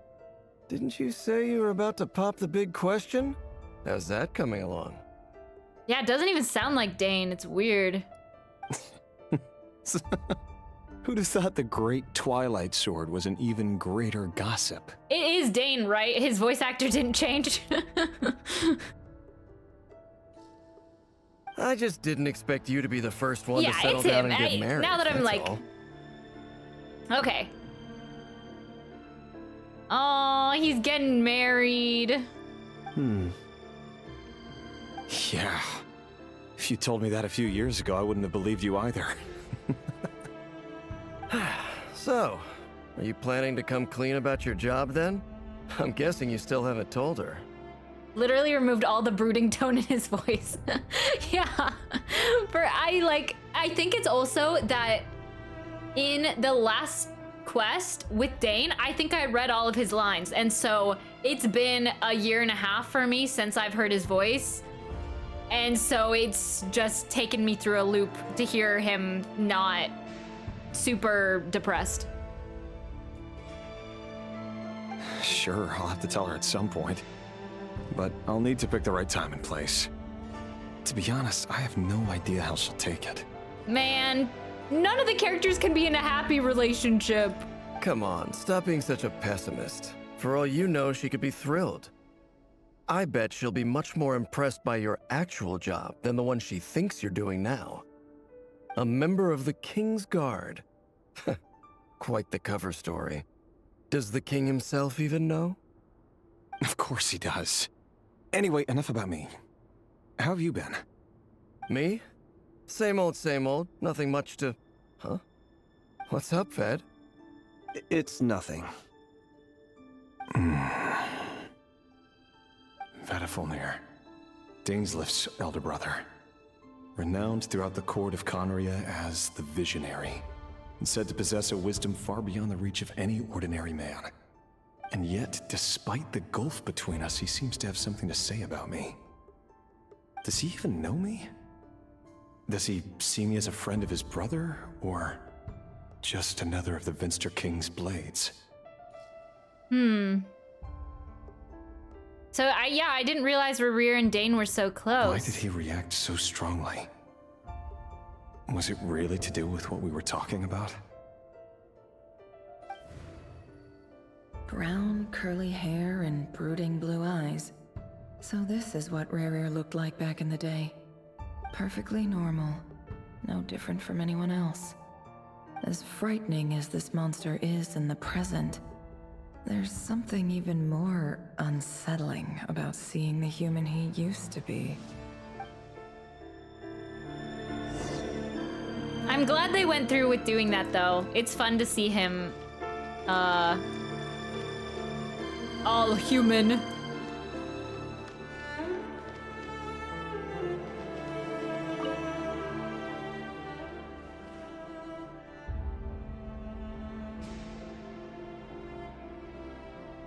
Dang! Felindus? You're back early? His wife's got body tea! Our equipment's being serviced today, so I got off earlier than usual. How's your day been? Oh, a woman that would drive a man crazy. Aw, why the long face? Is something the matter? Has your boss been giving you a hard time again? Went for a drink with Dane and the others after work. Isn't that a good thing?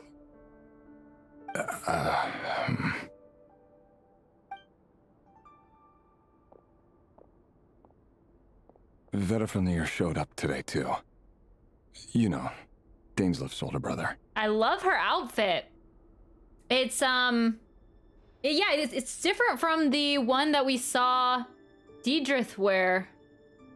It's interesting, she's got like one of those half-playable character type faces.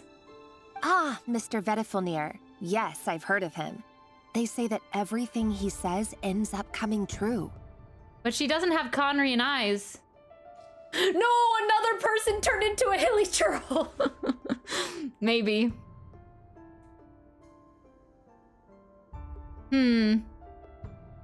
Man, all these Khäenri'ahn girls, they give them the playable character faces. Gotta love it. He overheard Dainslif mention that I'd recently proposed and seemed to have an issue with it. But when I asked what it was, he kept it to himself. So, you're worried? You could be such a child sometimes, RERIR. We're nobodies. Why would the Visionary be concerned about us? I'm sure someone in his position has much bigger fish to fry. She looks amazing for a Genshin NPC, I know. Just like Deidrith. And also, yeah, she looks real good. Maybe you're right. You worry too much, RERIR. We've been together for ages now, and everything's been going so well, has it not? You've even proposed to me. I feel bad that they're like alluding to all of the darkness that's about to befall this cute couple, and I'm just like, oh my gosh, wowza, she's everything. I'm sorry. I'm a simple man. So, you do remember. Tell me then. What's your answer? Like I said, I need some time to decide. You can't just rush into things like this. We may be nobodies in the grand scheme of things, but if we want things to work out, we've still got to plan ahead. All right. Take your time. Just don't keep me waiting forever. No! Nobodies. Sounds about right. In the eyes of people like Vedalfnir and Dainsleif, what do we matter? Can someone whose gaze is so fixed on a far-flung future even see the present clearly? Besides, the dynasty's fate rests with the king and his inner circle.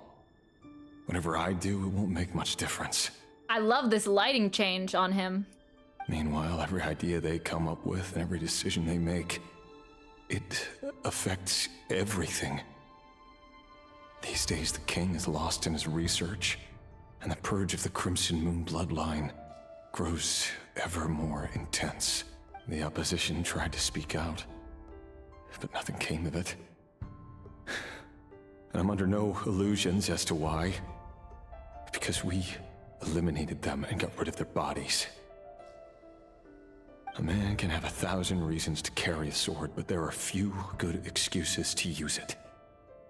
Yet the king has never even considered a gentler approach, and he never will. What becomes of someone who kills on another's behalf? Can he ever find true peace? Oh. That dagger. Kinda. Thelindis? He's, maybe got a little crazy in him.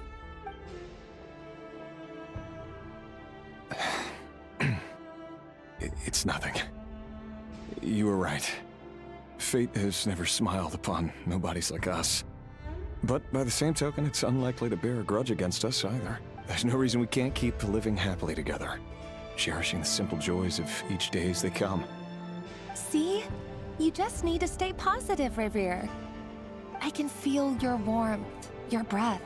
You're right there, right by my side. Just seeing you makes me happy in a way I can't explain. And that's something that no one could ever take away from me. So smile, my love. Let go of that frown. You're right, Thelindis. I've just been overthinking things. That's better. Getting caught up about things like this will only ruin our evening. Speaking of which, all set for the ball tonight? I need to go get ready. I am so distracted by the cleavage. I can't. This is the NPC. It's real good.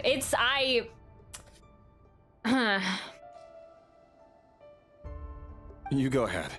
I just have a few things to take care of, then I'll come join you. They're looking at me. I think that's the best an NPC's boobs have looked, for sure. Even busier than the big shots, huh? Fine, I'll go get started. But don't be late. If you keep me waiting too long, I won't be a happy bunny. Relax. I'll be there. Seriously, though, you drive a hard bargain. You're really gonna leave my proposal hanging and still expect me to take you to the ball? Well, that goes without saying. I already told everyone I'd be coming with a dance partner. Besides, they're two completely different things. Let's take it one thing at a time, all right? All right. White outfit it is. It seems like RERIR was deliberately hiding his ties to the intelligence services by giving the impression that he was just an ordinary member of the Venster King's Guard. He clearly doesn't want his would-be fiancée to know about his other life. Then again, that's hardly surprising. People in the intelligence trade rarely do. Who'd have thought we were in the same line of work? Let's dig a little deeper. I forgot we're still Nefer. Yeah, Nefer's really just going into his past.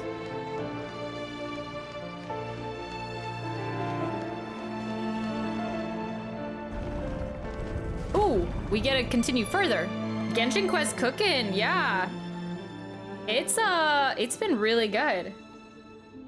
Like, actually all of Nod-Krai, it just feels so fulfilling to be seeing sibling. Our last operation was a resounding success, and all thanks to you, RERIR of Solnari.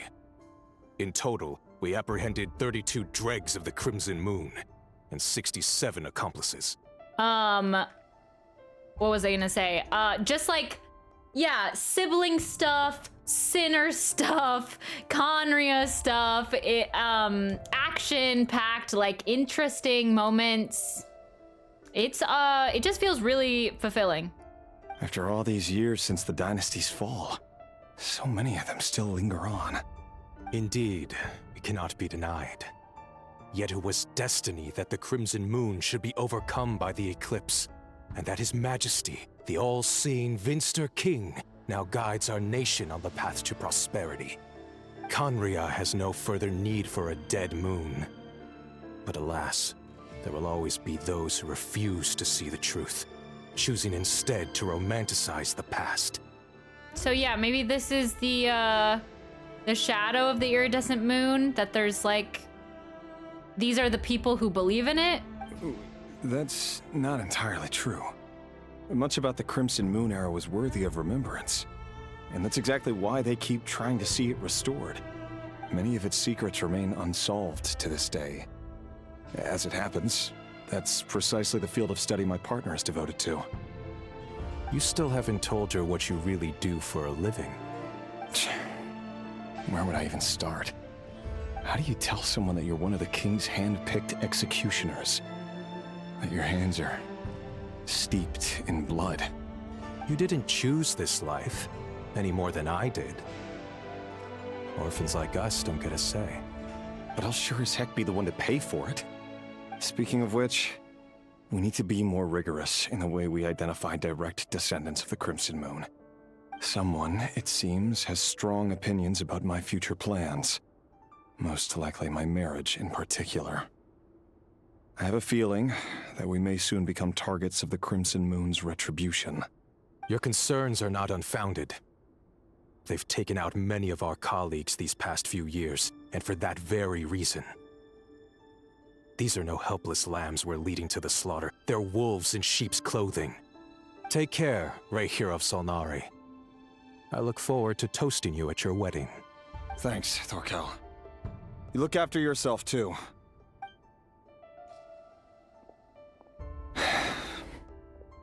Thelindis, I never wanted to keep this from you. You're the last person I would ever want to lie to. I don't think we're gonna get to see their wedding. But that's exactly why I can't tell you everything. There are things you shouldn't know. Things the moonlit dynasties are a thing of the past. Yet even now, with the sun shining high in the sky, there are those who would call forth a dead moon's ghost. Could that be why Vedalfnir held back? Or was it because of some court secret he's not at liberty to share? I have to get a clear answer from him. No matter what happens, I will protect Thelindis. I hope that... I don't know how this would be, but I feel like his wife is maybe or his girlfriend, whatever, is a descendant of this moonlit dynasty, whatever, and he's tasked with killing her or something. RERIR seems I to hope be that's not the very case. Concerned by Vedalfnir's reaction.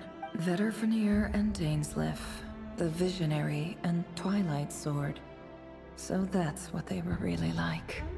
I've investigated this whole area now. There doesn't seem to be any other memories here. That would be interesting. Yeah, that would be devastating, but... Should I try somewhere else? Wait a second. What's this black smoke?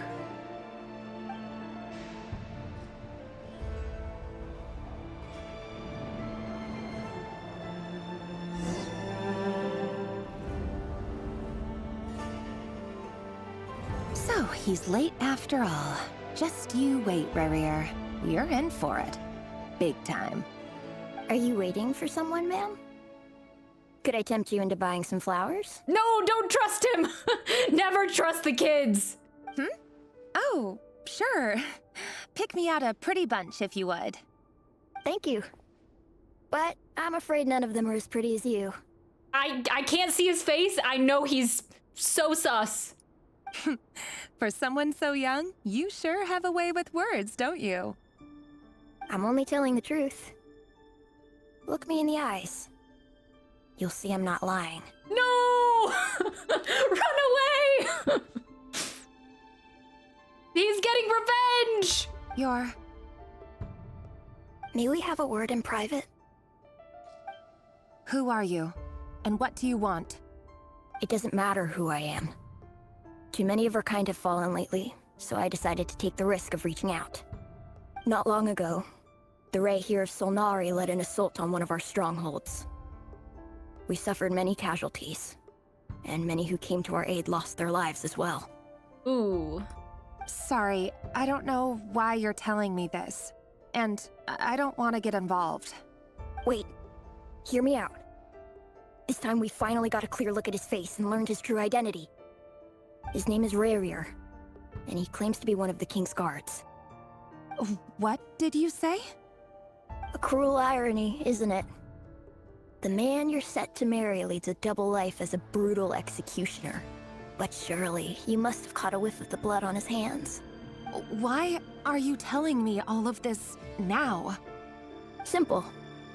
It's because... How strange. RERIR was nowhere to be seen in that memory. It clearly belonged to Thelindis. Oh, I feel like she's involved! RERIR couldn't possibly know what happened if he wasn't even there. Why would her memories appear in his fragment? The ceremony won't last much longer. I think it's time to call it a day. Oh, damn, a mystery!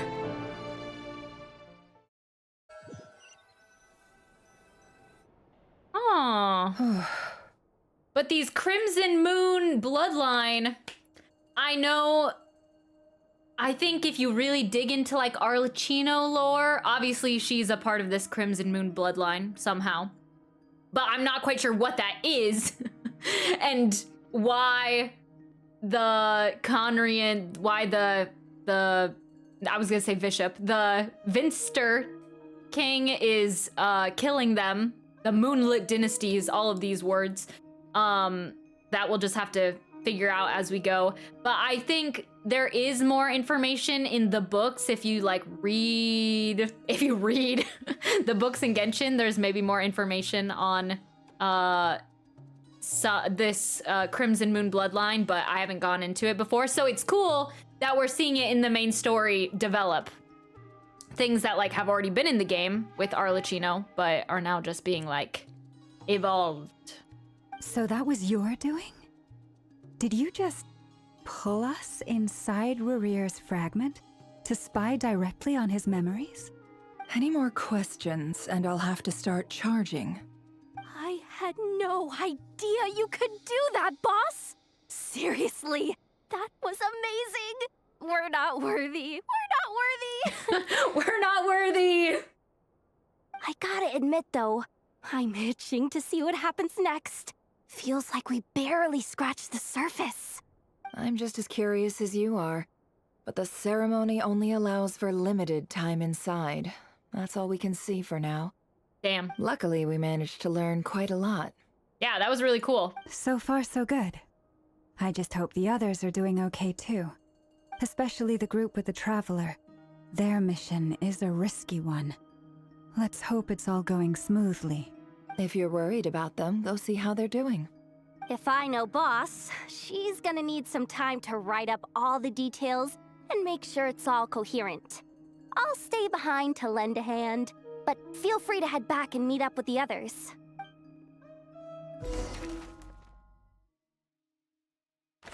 On to the next part. Yeah, it's kind of a fluid sequence that we have going here. Oh, They've been prowling around for nearly 2 days now. These things just won't quit.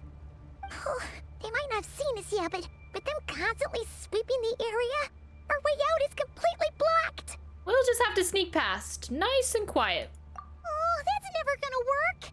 One little slip up and it's game over.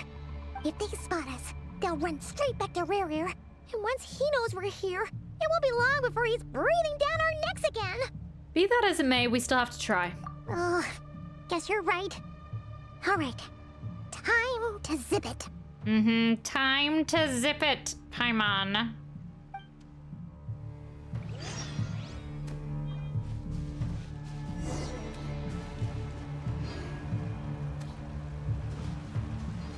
Where even are we? We almost got spotted. I don't know where even we are. Phew, that was a close call.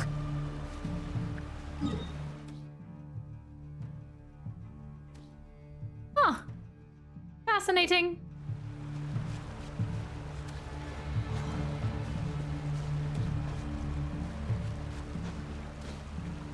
It's kind of spooky in here.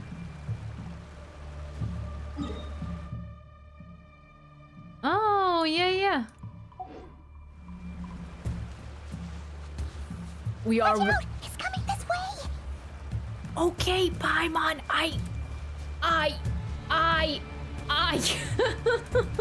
I'm a bush.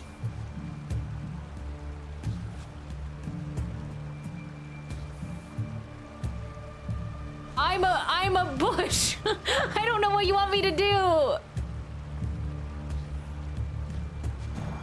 I'm still a bush. I'm a moving bush. This is the final hurdle. I'm a rock. Okay.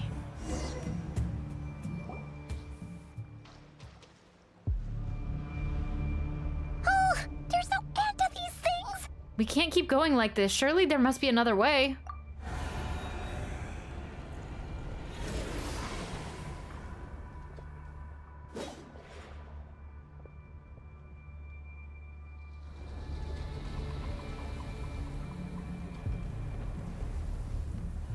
The standoff!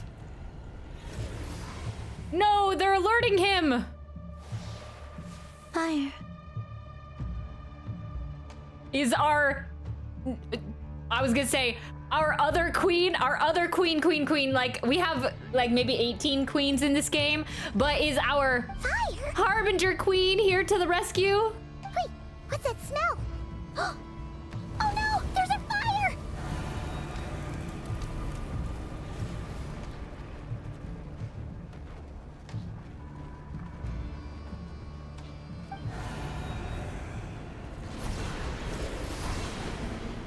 I also feel like she needs a cutscene to like our reunite with Arlecchino.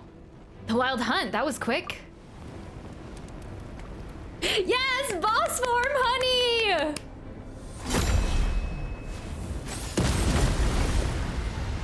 Oh, that is an entrance.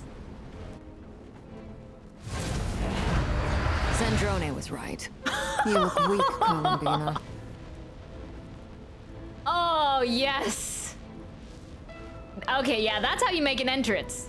The old you would never have let such lowly creatures bar your way. Word has it that you did something for the Tsaritsa, and that's why you've lost most of your power. Father! Or farming.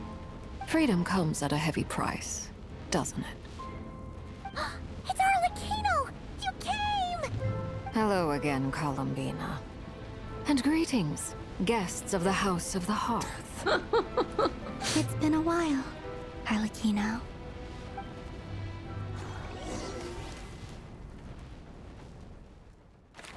Oh, we're back to the design bureau? Look at her little chibi in the corner. Yeah, she's having tea parties with all of her Fatui friends.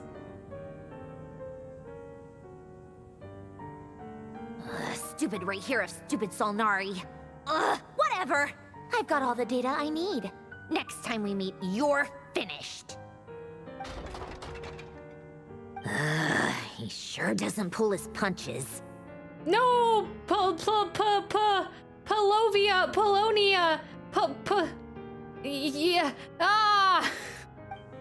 Excuse me, do you need a hand? You can do me a favor by staying out of my way. Can't you see I'm busy? Wait a minute. I recognize that voice. Hello, Miss Sandrone. Father sent us over to help. Ah! How considerate of her. Hey, Fremine, get over here and help me fix this. Lenny, you do your thing. Just keep your sister away from my machines. Nearly every machine that Catgirl touches ends up going haywire. Go put her on cleaning duty or something. Aww. Damn, whole family showed up, yeah. Then let's start downstairs. Fremine, we'll leave this place to you. This quest feels like my Avengers. Like, which one is the... I don't really sound like an Avengers fan when I say, yes, Infinity War, thank you. I was gonna say, I can't think of the name of which one, but yes, this is my Infinity War. Mm-hmm. Everyone reuniting, everyone coming together. You've got it. Wait a second. Pretty sure there's still some tea in the cupboard. If you want some, you'll have to make it yourselves. Oh, and now everyone at the secret base. I love little Columbina with her mask. Paimon looks like a dead fish. It's a relief to see you all made it back in one piece. Huh? Feels like there's quite a few people missing. Where's Flint's and the others? And what about Nefer? I returned ahead of them. Flint is helping Aino and Anefa to set up the decoys and buy some time. As for Miss Nefer... Boss is still wrapping things up on her end. She sent us back to fill you all in on the top secret intel we've been gathering. I see. Then let's get right into it. We snooped through all of RERIR'S memories and found out he has a smoking hot girlfriend. There was other important things, but that's the main bit. But first, who do we have here? You brought... Greetings. Oh, sorry. I was invited here to help as a longtime tea party companion of Columbina's. You may call me Arlecchino. Ah! Yes, father has arrived. Oh, it's the whole team is here. Surely it can't be. Those eyes. Oh, where have I seen them before? Wait, of course. In those memories we just saw. The only Arlecchino I know is the fourth of the Fatui Harbingers. So either you share a pretty uncommon name, or you're more than just a tea party buddy. You're well informed, Grandmaster. A man from Mondstadt living all the way out here in Nod-Krai, and yet the people and affairs of Snezhnaya seem to hold a special place in your heart. Oh, the feeling's mutual. Sounds like you know all about who I am, too. A Fatui Harbinger. I mean, we're just gathering them like the Infinity Stones, you know? It's not that big of a deal. She's cool. She's chill. She's father. The atmosphere in here just got really tense. Guess we can't just start trusting Fatui Harbingers, even at a time like this. I must admit, though, I'm a little curious. Seeing as the Moon Goddess no longer belongs to the Fatui, what makes you so willing to put your neck on the line here? Nor does Nod-Krai belong to Mondstadt, Mr. Varka. Yet still, you're fighting for it all the same. Things don't always have to have a tangible payoff. Sometimes, stopping things from spiraling out of control is a higher priority than chasing the spoils of victory. Yeah, ultimately everyone should probably be helping out because RERIR can destroy more than just Nod-Krai.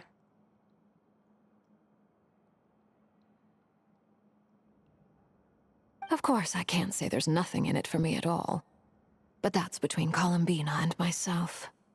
Arlecchino was instrumental in helping us save the whole of Fontaine. I'm confident we can trust her. Forgive me. I don't mean to doubt you. It's just that the Fatui really have been the source of many of our troubles. We have our own way of doing things here in Nod-Krai. But ever since they arrived, the Fatui have treated us with nothing but hostility. I know there's been a lot of bad blood between us in the past. I've done my utmost to avoid friction whenever I could. But sometimes fundamental conflicts of interest simply can't be settled amicably. That's why I'm here solely in a personal capacity. This has nothing to do with the Fatui. I can't help but notice, like, the difference between Arlecchino, who at the time, I mean, still amazing design, obviously, but just like the quality of hair, just the definition and the, and yeah, you can tell when things are a little bit more fuzzy and not as defined, just between like the Fontaine to the Notlin. I mean, Fontaine wasn't that long ago, but to the Nod-Krai characters now, big difference.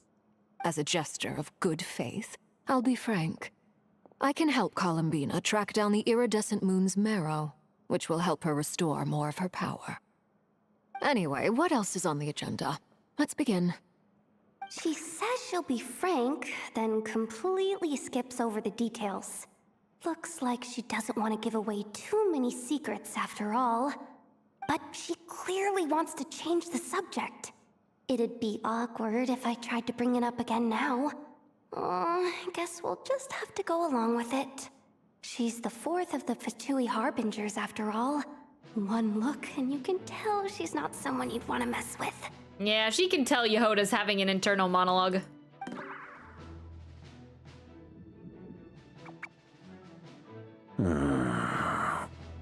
Well, since Miss Arlecchino sounds confident in her ability to handle that, we'll proceed to the next topic.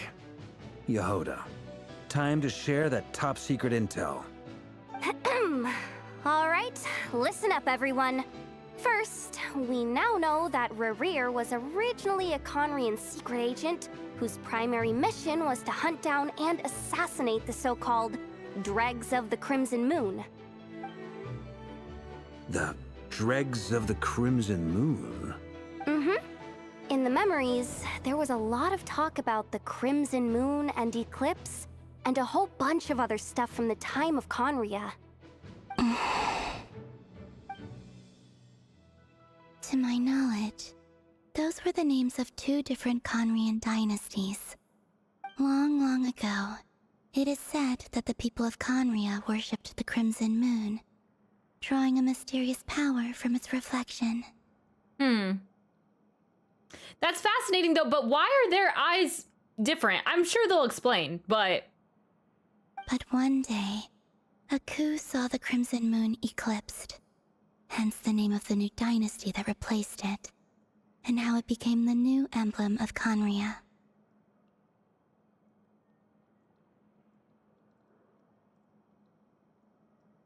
So, the eclipse was the name of the new dynasty?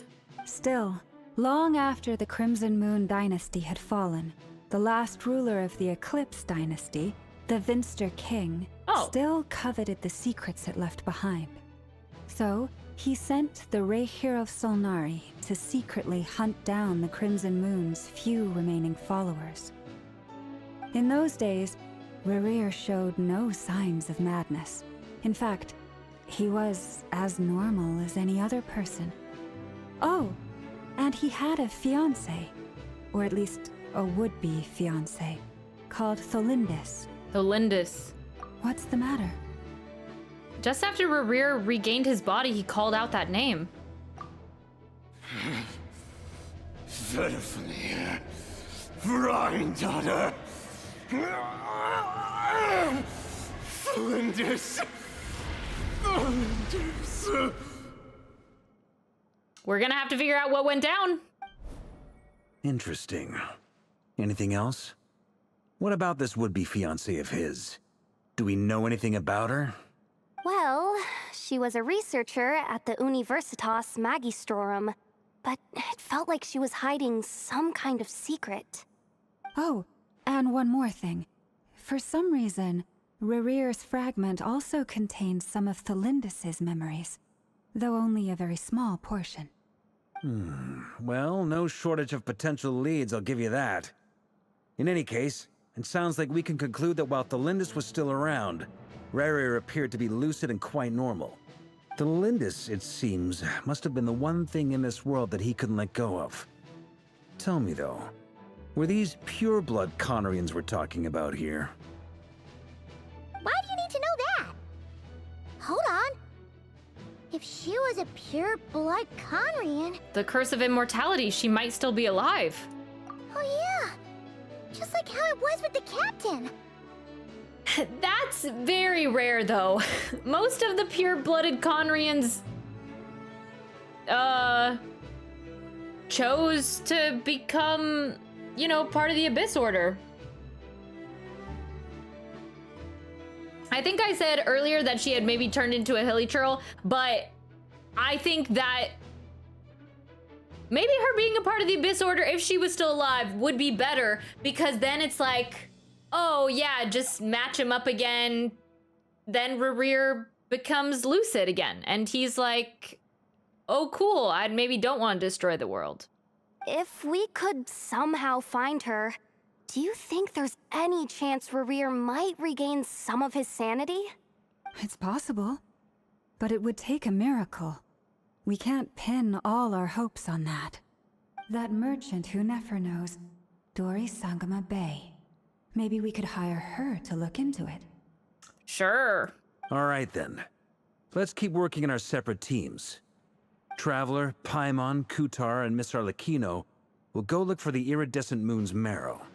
As for the others... On the way over here, I noticed that the wild hunt monsters had grown even more frenzied in their search for Kutar. At this rate, the people living here will be in grave danger too. So I'm thinking of gathering together some of our followers to go wipe them out. I'll head back to the Curatorium and meet up with the boss. Feels good knowing we've all got something to be getting on with. Yeah!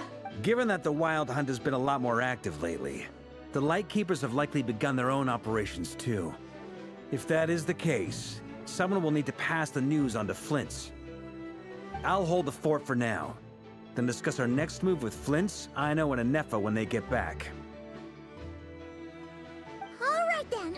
Well, the clock's ticking. If that's everything, we'll be on our way. We'd better get moving too. We'll try to buy you as much time as we can. I think we're going to KHAENRI'AH.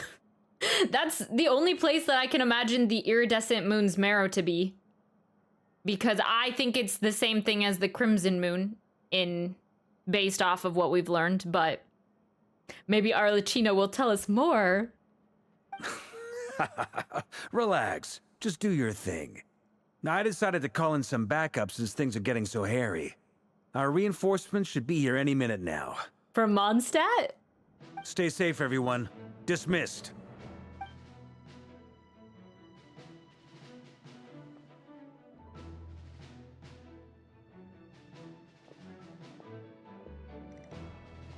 Good job holding down the fort. We're back.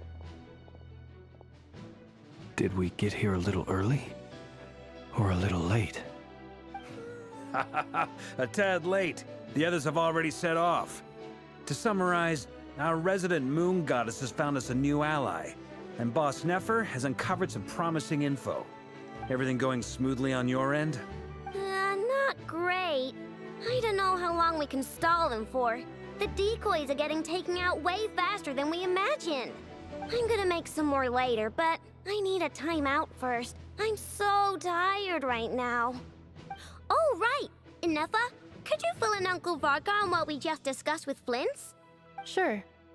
Uncle Varka, you previously told us about how when you went to investigate a source of the Wild Hunt in Amsvartnir, you discovered that it was just a diversion. But according to Flint's intel, several outbreaks of the Wild Hunt had already occurred in Nod-Krai in the period leading up to that. That was before RERIR had regained his body, when he was far from regaining his full strength.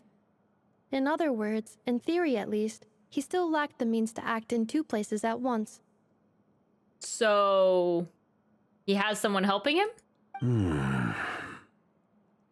Flynn's, with everything that's been happening, the Lightkeepers across Nod-Krai are rallying to fight back against the Wild Hunt.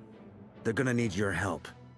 I know, I'm sure you're capable of coming up with something far more effective than decoys. But for now, you should stay here and get some rest. And Effa and I will head back over to Amsfartnir to see if there's anything I missed.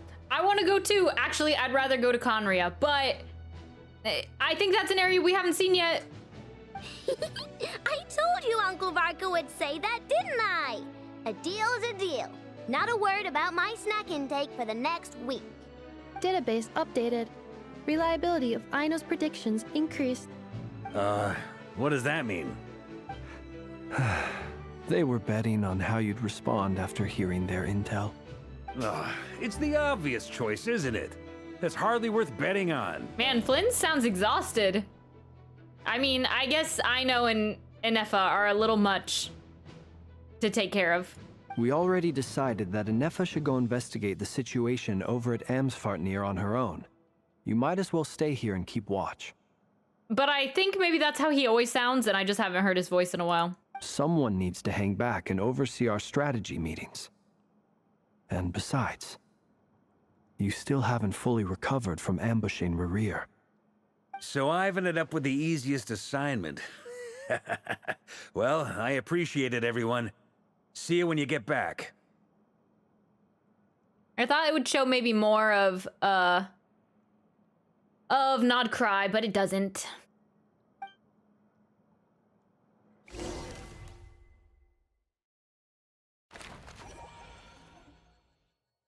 I love little Arlecchino's chibi drawing. Silver Moon Hall. Is there a shortcut to Khaenri'ah from here?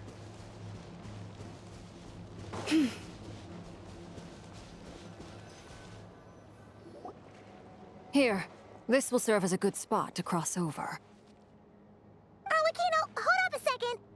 Since you brought us all this way, would you mind telling us what you've got planned? We still haven't got the slightest idea what's going on here. And if even Columbina doesn't know where the iridescent moon's marrow is, how do you? Oh, maybe all of her, like, flashing back and forth, maybe they're portals in a way? Maybe she can teleport? Simple. Because I am an inheritor of the royal bloodline of the Crimson Moon, and one of the last surviving embers of the Two Worlds' flames. That would make her Khaenri'ahn, right? And henceforth immortal? She has the immortality curse? Huh? Are you serious? Isn't you're a descendant of that Crimson Moon dynasty we were just talking about? The one from ancient Khaenri'ah? Your surprise is understandable. I was also taken aback when I first learned of it. Oh, well, seems less plausible now. But the more I thought about it, the more I realized the signs had been there all along. But actually, no, because we saw her as a kid in Fontaine in the cutscenes. I think yeah. They just give me new information and I'm like, how can she be a descendant of Khaenri'ah yet be... I mean, I guess, however, Kaya is alive too and normal and not immortal. When I was young, I discovered I could wield a very special kind of fire.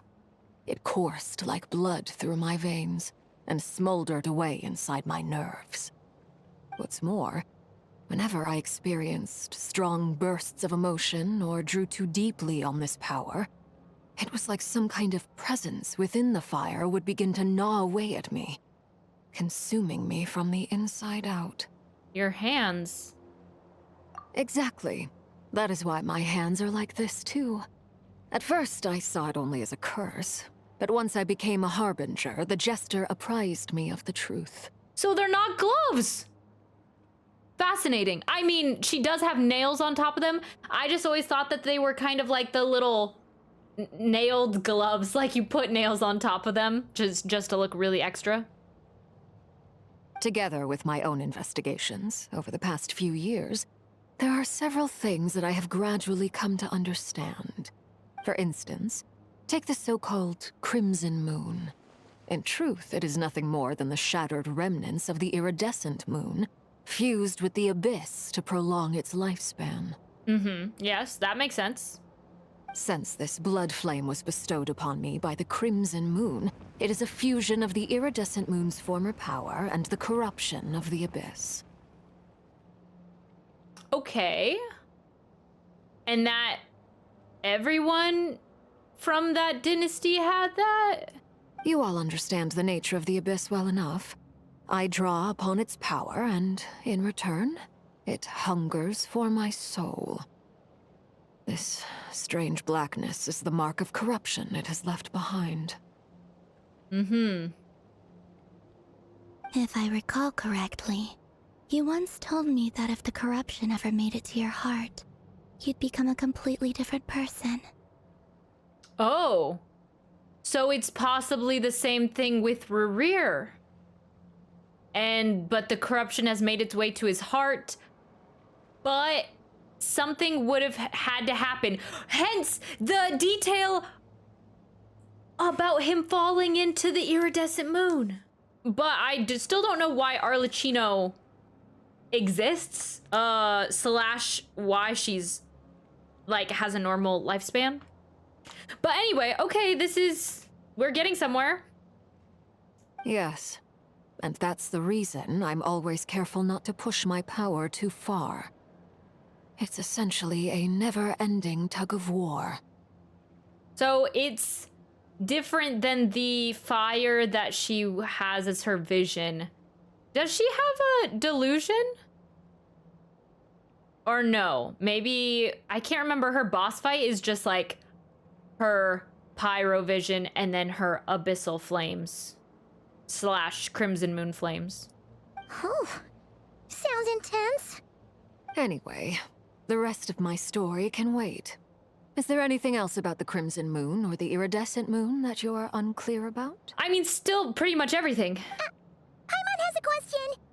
So, the Crimson Moon that the Kharians used to worship was actually the iridescent moon, right? Which was one of the 3 moon sisters. Does that mean that the Kharians were to the Crimson Moon as the Frost Moon Scions are to the Frost Moon? So much of that history has been lost. We have no way of knowing exactly what they were like. Okay. So yeah, I wonder, at least one person from KHAENRI'AH must have, somehow created Arlecchino. But I would suspect that the Khänri'ahs weren't as devout in their moon worship as it might appear. The iridescent moon's remains simply served as their link to the abyss. Later on, perhaps someone discovered a way to make direct contact with the abyss. Or maybe there was some kind of ideological divide. Either way, a dissenting faction staged a coup and drove out the royal heirs of the Crimson Moon dynasty. But if she's the heir... Ooh, we have to figure out who the heirs were.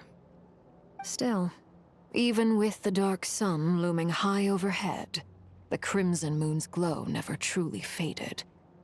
If you want living proof, it's standing right before you. The first time we met, I sensed something familiar in your presence. When I looked at you, I felt I could see that mysterious red moon in the corner of my eye. In your flames, I saw its broken image, surrounded by a strange black aura. Well, I appreciate that you kept it to yourself. Much about the Crimson Moon is still a mystery, and I'd prefer not to end up as the object of an insane research project. Anyway, time is against us here, so if there's any other questions, they'll have to wait. I just want to make sure I've got one thing straight. In her letter, Sandrone mentioned that since you are unable to contain the iridescent moon's marrow yourself, you intend to leave it in my custody. Correct? Ooh, would that make her even stronger? That's right. For now, it's the only way I can pay you back for your help. We all get C1 Arlecchino! The iridescent moon is already part of who you are. So with its marrow in your possession, you'll be even more powerful than before. Yeah. Deal. Then let's get started. Get what started? What does this place have to do with the Crimson Moon? I expect the constellation to be emailed to my account. When I first became a Harbinger, the Jester gave me a book called KHAENRI'AH, also known as Leobranto Innamorato. Okay. Is that important? You should be able to buy a copy next time you're in Fontaine. It's a love story set in the Crimson Moon era. But setting aside the tangled romances of its characters, it also records a few interesting details. I will pick that up in Fontaine.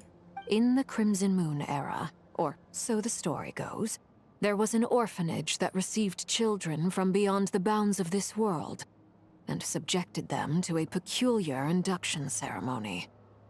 Beyond the bounds of this world? For real? And what kind of induction ceremony? The Crimson Moon sages looked beyond this world for beings with powers that surpassed the gods. But fearing they might lose control, they subjected these children to a process of refinement. They made these children crawl up a fireplace and kept asking them, "Have you died? Did you see it?" Until they finally admitted to having died and seen a crimson moon. The adults embraced the children who passed the ritual, telling them, "Within the fireplace, you have traversed the flames between two worlds. Here and now, you are born anew." The book leaves much unsaid, but I suspect that this was their way of branding the children they had enrolled, leaving an indelible mark upon them so that they would forever live in the Crimson Moon's light. That explains why I can't sense the Crimson Moon's marrow in this world. It makes sense that it would be sealed in a special space that can only be accessed temporarily through some kind of ritual. But there's no fireplace here. Do you see a chimney anywhere? Oh, are we supposed to build it ourselves? Okay, fine. Paimon will go find some bricks. I might as well just start going ho ho ho. That won't be necessary. The fireplace is purely symbolic. The key to the ritual is crossing the flames between two worlds. In other words, the flames that burn within me. Those burned away by such flames leave behind a kind of ghostly afterimage in the world. In the days of KHAENRI'AH, people believed they could be used to bridge the gap between the two worlds of life and death. In short, I can open a passage to that space for you. That's the easy part.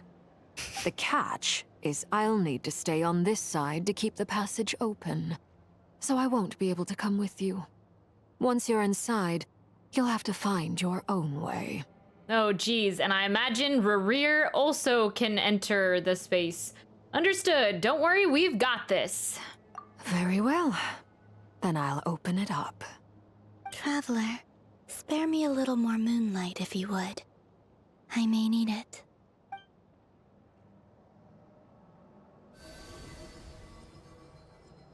Thank you. I feel like I've recovered some of my strength now. It should be enough to move us across short distances and confront whatever dangers might await. Got it. So the moon marrow and I guess the Crimson Moon itself never, even though they worshipped it, it was never actually in a physical form in KHAENRI'AH? Or maybe just the moon marrow was sealed away in this special place?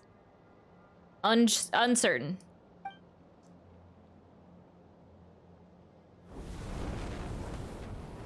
Mistress of the seven hues of ages past, great mother of the present, crimson-clad sovereign of the two realms, by fire severed, by fire renewed, I offer myself now and beseech your descent.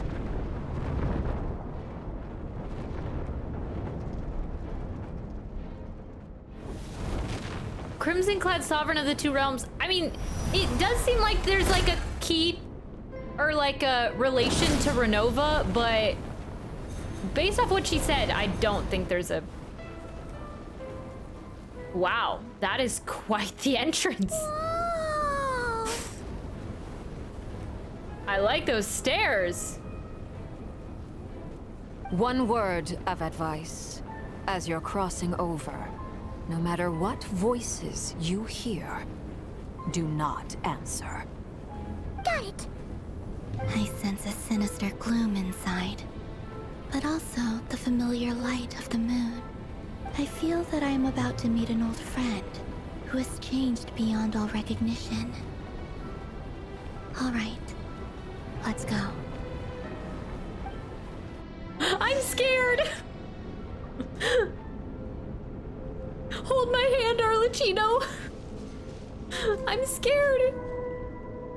The portal in the sky scares me. Seismic changes often begin with small windows of opportunity. This could be your window. Yeah, just a lot of the symbolism reminds me of Renova. I mean, unless she was the moon goddess of the... Oh, fascinating. The moon goddess of the iridescent moon. I think we've given up that theory, though. Oh. I dig it. It looks cool. Oh, these stairs are... Oh, it's like a ramp.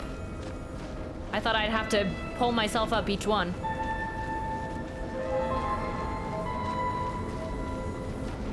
Well, this is kind of eerie.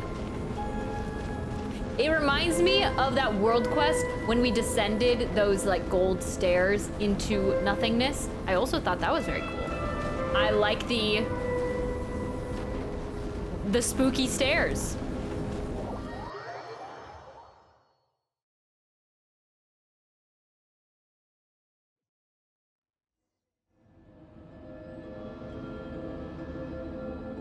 Yeah, like this.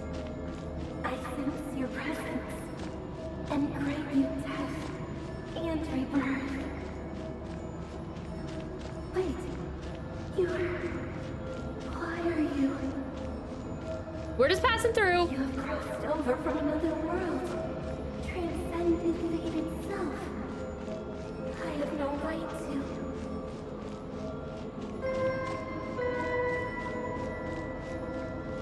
Okay.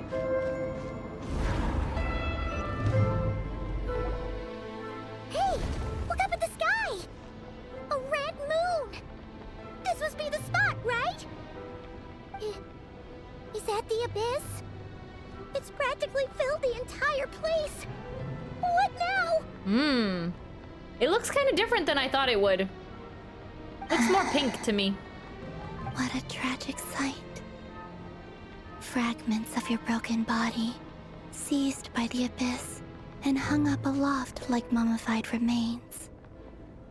Iridescent moon, was this truly what you wished for? Looks like there's only one way through here. Let's keep going and see what's ahead. Careful. There's something spooky about this place. Feels like something is lurking in the fog. Haimon's right behind you. Whatever you do, don't run off without her.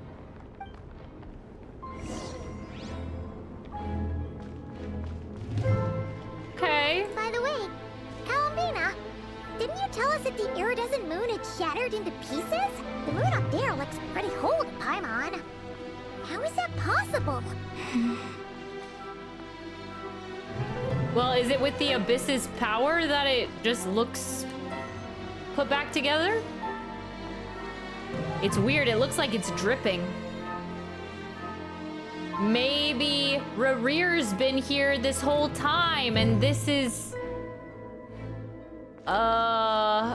he has been siphoning its strength to get stronger. I don't know. Yeah, I imagine the moon would look a little bit more like that, like the moon in Arlecchino's boss domain, etc.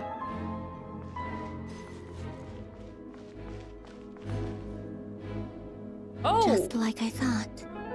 It was only a facade. Oh.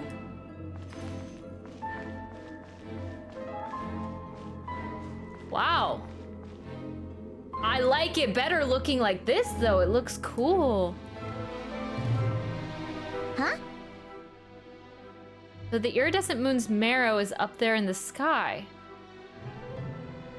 Huh? For real? That's way too high. There's no way we'll be able to reach it. Yeah, it's like leaking out. I mean, not the marrow, but something. No. I'm not sensing anything up there. It's coming from under the mountain. Let's see. Ah!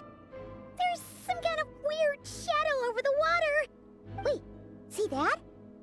Looks like a mechanism of some sort. Let's check it out.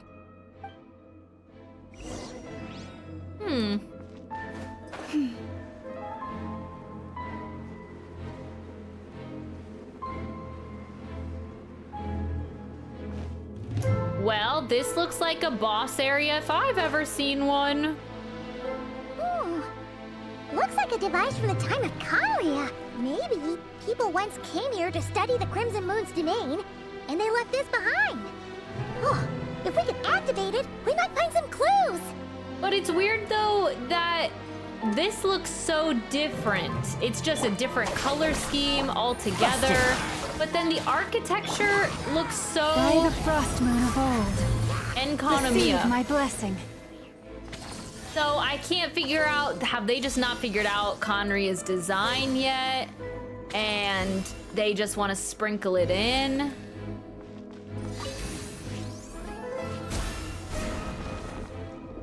Or like they don't want to reveal everything yet, and so they, yeah, just a little piece here. Hey, look at that! Now that the mechanism's running, the shadow in the water looks different. Or maybe that KHAENRI'AH experienced an architecture change between the dynasties, and this colder looking structures are more of the Eclipse era rather than the Crimson Moon era. Do you think these mechanisms might be the key to unlocking the secret? Let's try to find more of them! Thelindis, we'll leave the rest of the research in your hands. We'll be heading back now. I hope this isn't ruining date night. Ugh. Mind your own business. Just leave me some snacks on the table. Thelindis? Is that RERIR'S girlfriend? How come we're hearing her voice here? Didn't Nefer previously mention that she was a researcher at the Universitas Magistrorum?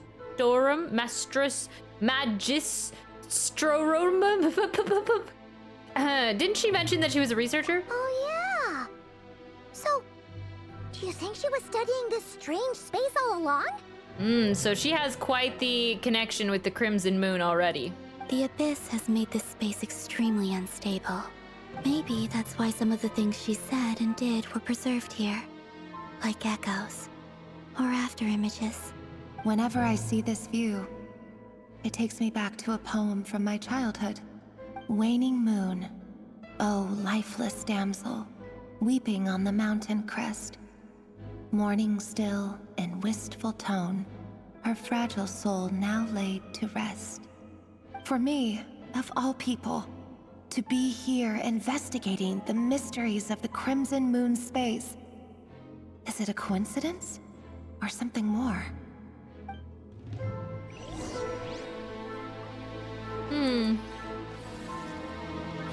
Oh, looks like the Abyss has messed up this mechanism. We need to find a way to get it working again. Let's see if there are any other devices nearby.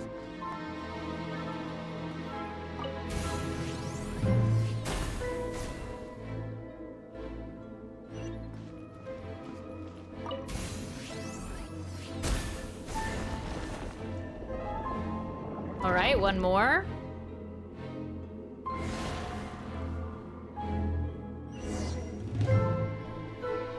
Yeah, RERIR definitely knows we're here. So the moon marrow, or rather the power of the three moons, is the key to unlocking. If it really does exist, then maybe this madness can finally be put to an end. Speak clearer! This is important! Just that one word!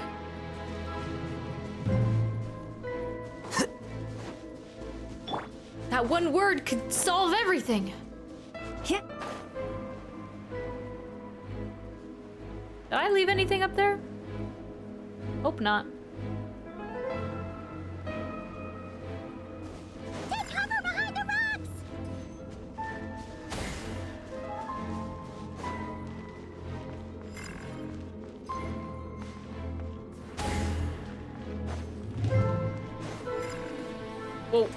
Oh, my bad. I went to the opposite side.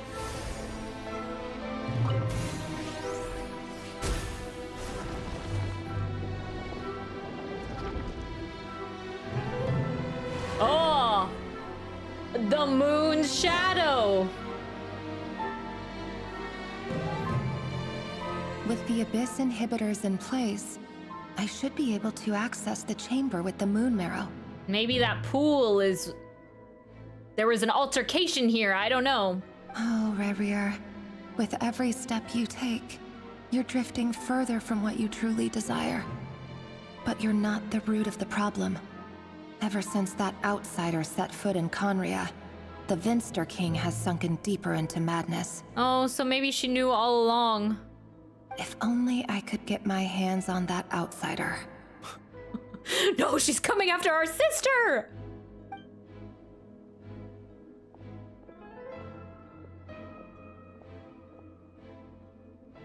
Hey, look!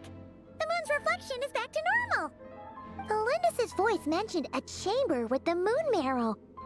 Do you think maybe it's hidden in the moon's reflection? It must be.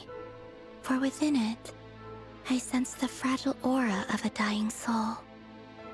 Then there's no time to lose! Let's go! I think it's RERIR'S.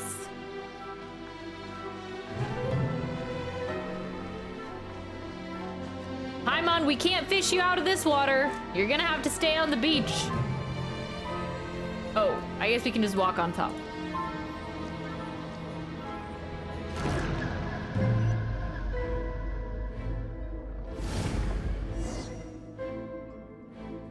Ugh. Seems kind of spooky. These things are so creepy. Oh, looks like we'll have to destroy them if we want to get to the iridescent moon's marrow. Just with anything?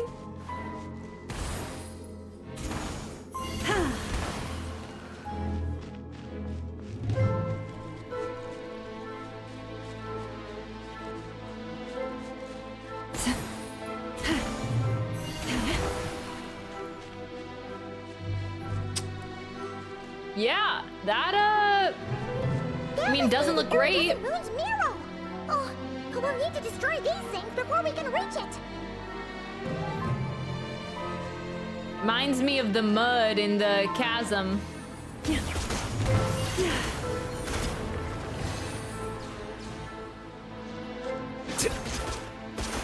in there. We're so close.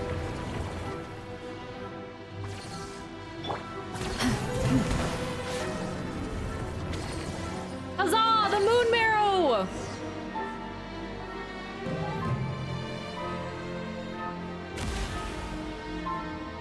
Oh, it's so tiny!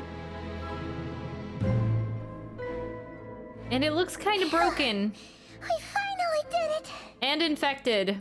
The iridescent moon's marrow. Still burning away like an undying flame, yet now contaminated by the abyss. It has taken on a new form entirely. Ooh, now I'm thinking because this one does look different, I thought it was broken, but you know how the shapes of the moons in the sky, like it's 3 layers, and in the Song of the Welkin Moon, sorry, the diagram, it's all 3 layers of moons that like fit together.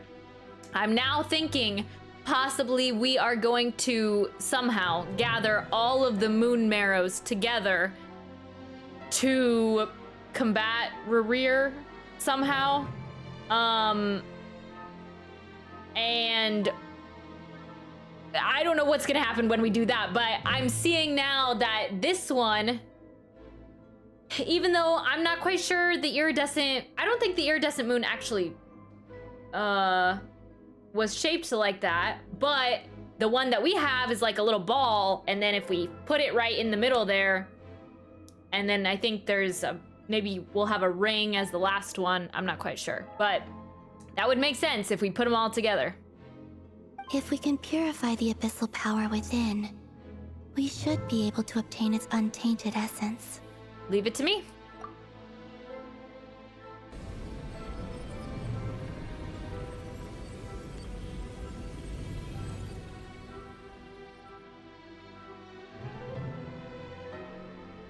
It's so cold.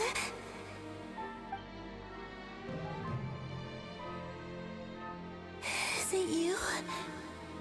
Are you here? Huh? Are you talking to us? Moon sister? I figured maybe this is what it looked like. Oh, well, I guess this is for the Crimson Moon, right?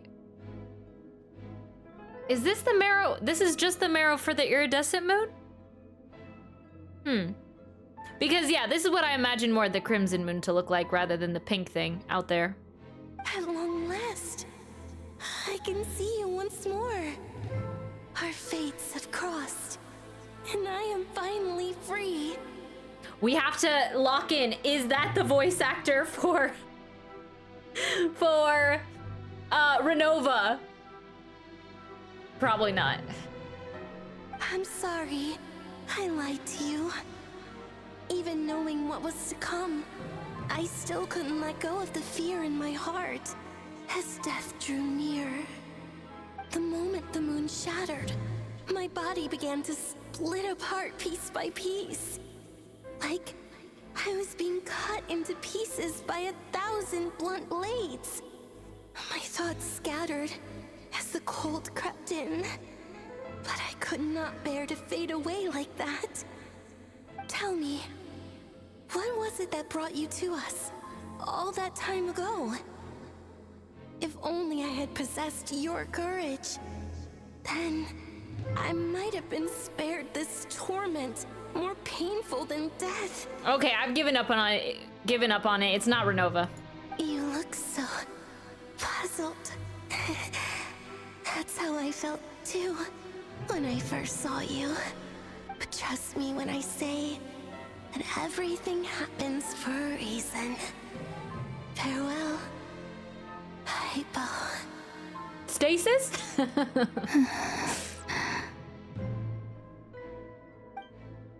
What was that all about?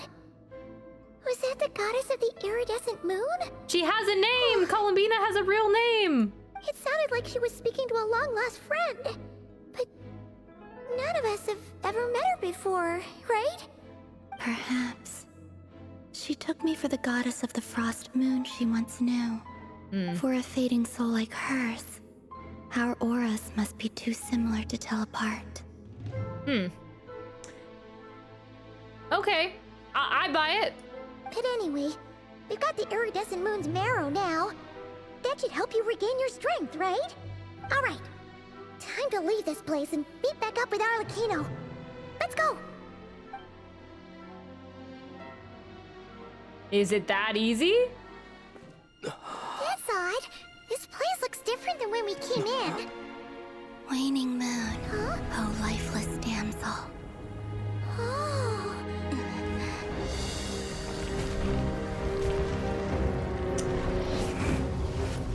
Oh! Well... Hurry! The place is collapsing! Well, it looks like the rocks are purposely flying at us. Who's it? The abyss? Now we've taken the moon marrow.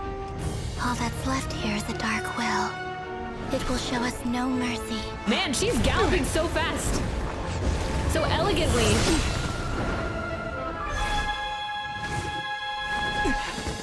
I do like that ability of hers. She looks like she's ice skating. My marrow!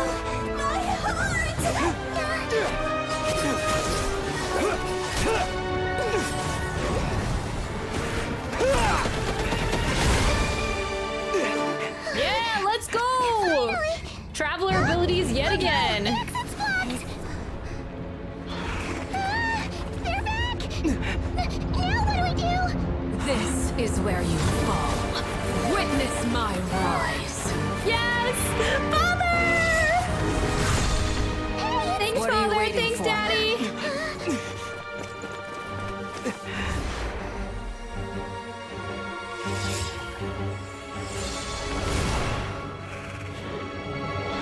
I thought we weren't gonna make it. I thought Rerir would hold us back by the foot, going, get back in here. We're battling.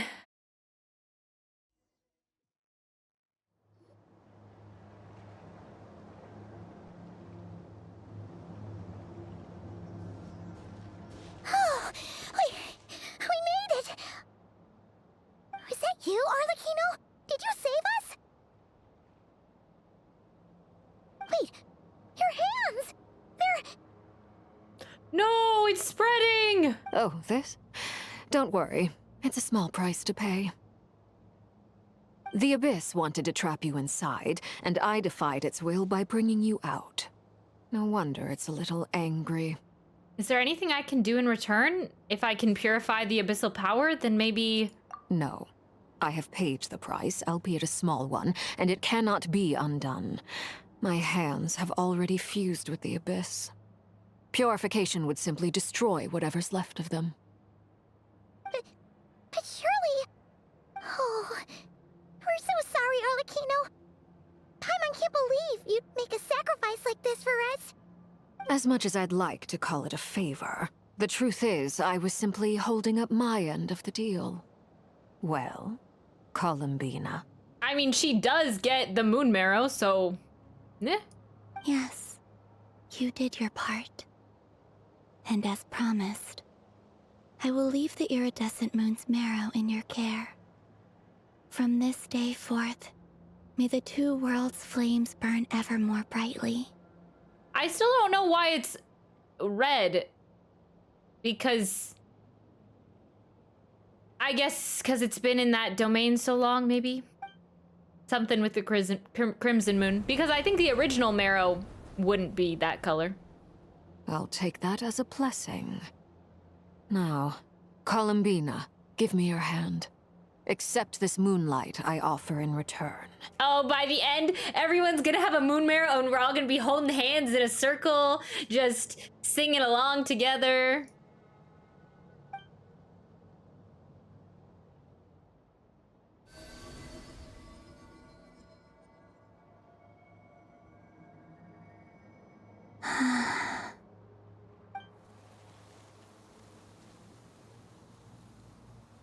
Feeling stronger? Oh, hey, Columbina! Are you okay? I'm fine. Our powers are a little at odds, that's all. By the Frost Moon's authority alone, wielding the power of the other moons was always going to be a stretch. Still, I think it's fair to say that your strength has returned. At least to the level it was at as Third Harbinger. It's still not enough. There's no way I can hope to challenge RERIR like this. Just one more ray of moonlight, if you would. Please, Columbina, don't push yourself too hard. It's okay. I can take it.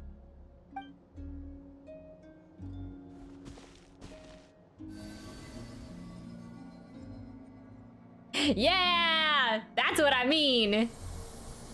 But I think, I can't remember, does she have the third moon marrow? Or is that up in the moon? I can't remember. How about now? Fighting fit?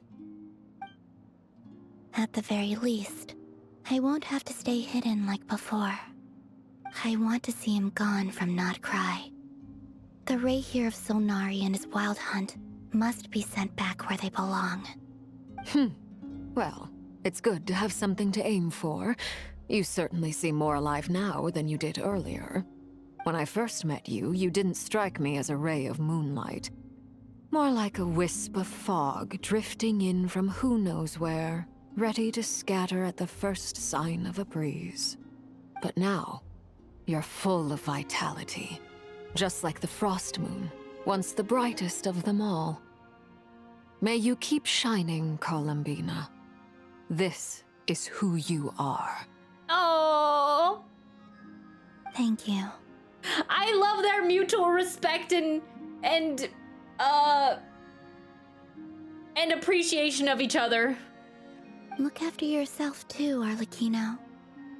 I know you have plans of your own, and that's why you're always seeking to grow stronger. But whatever you're after, don't let the Abyss take a hold of you. I do not wish to see you go down the same path as RERIR. I appreciate the concern, Columbina.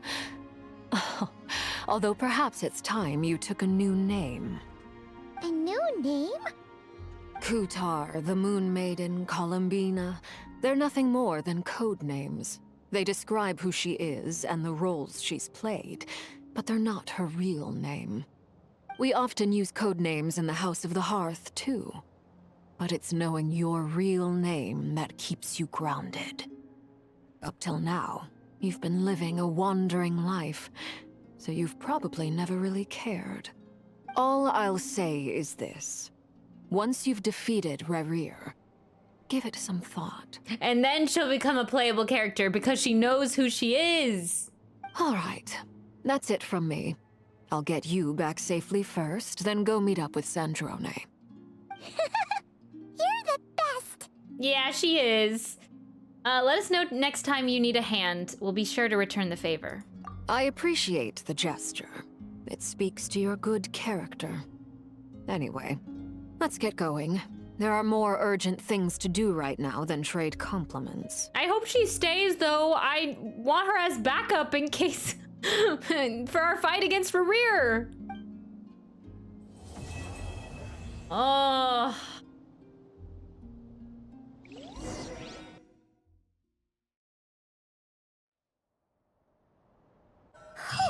It was a close call, but we got the iridescent moon's marrow and restored Columbina's strength, and that's all that matters.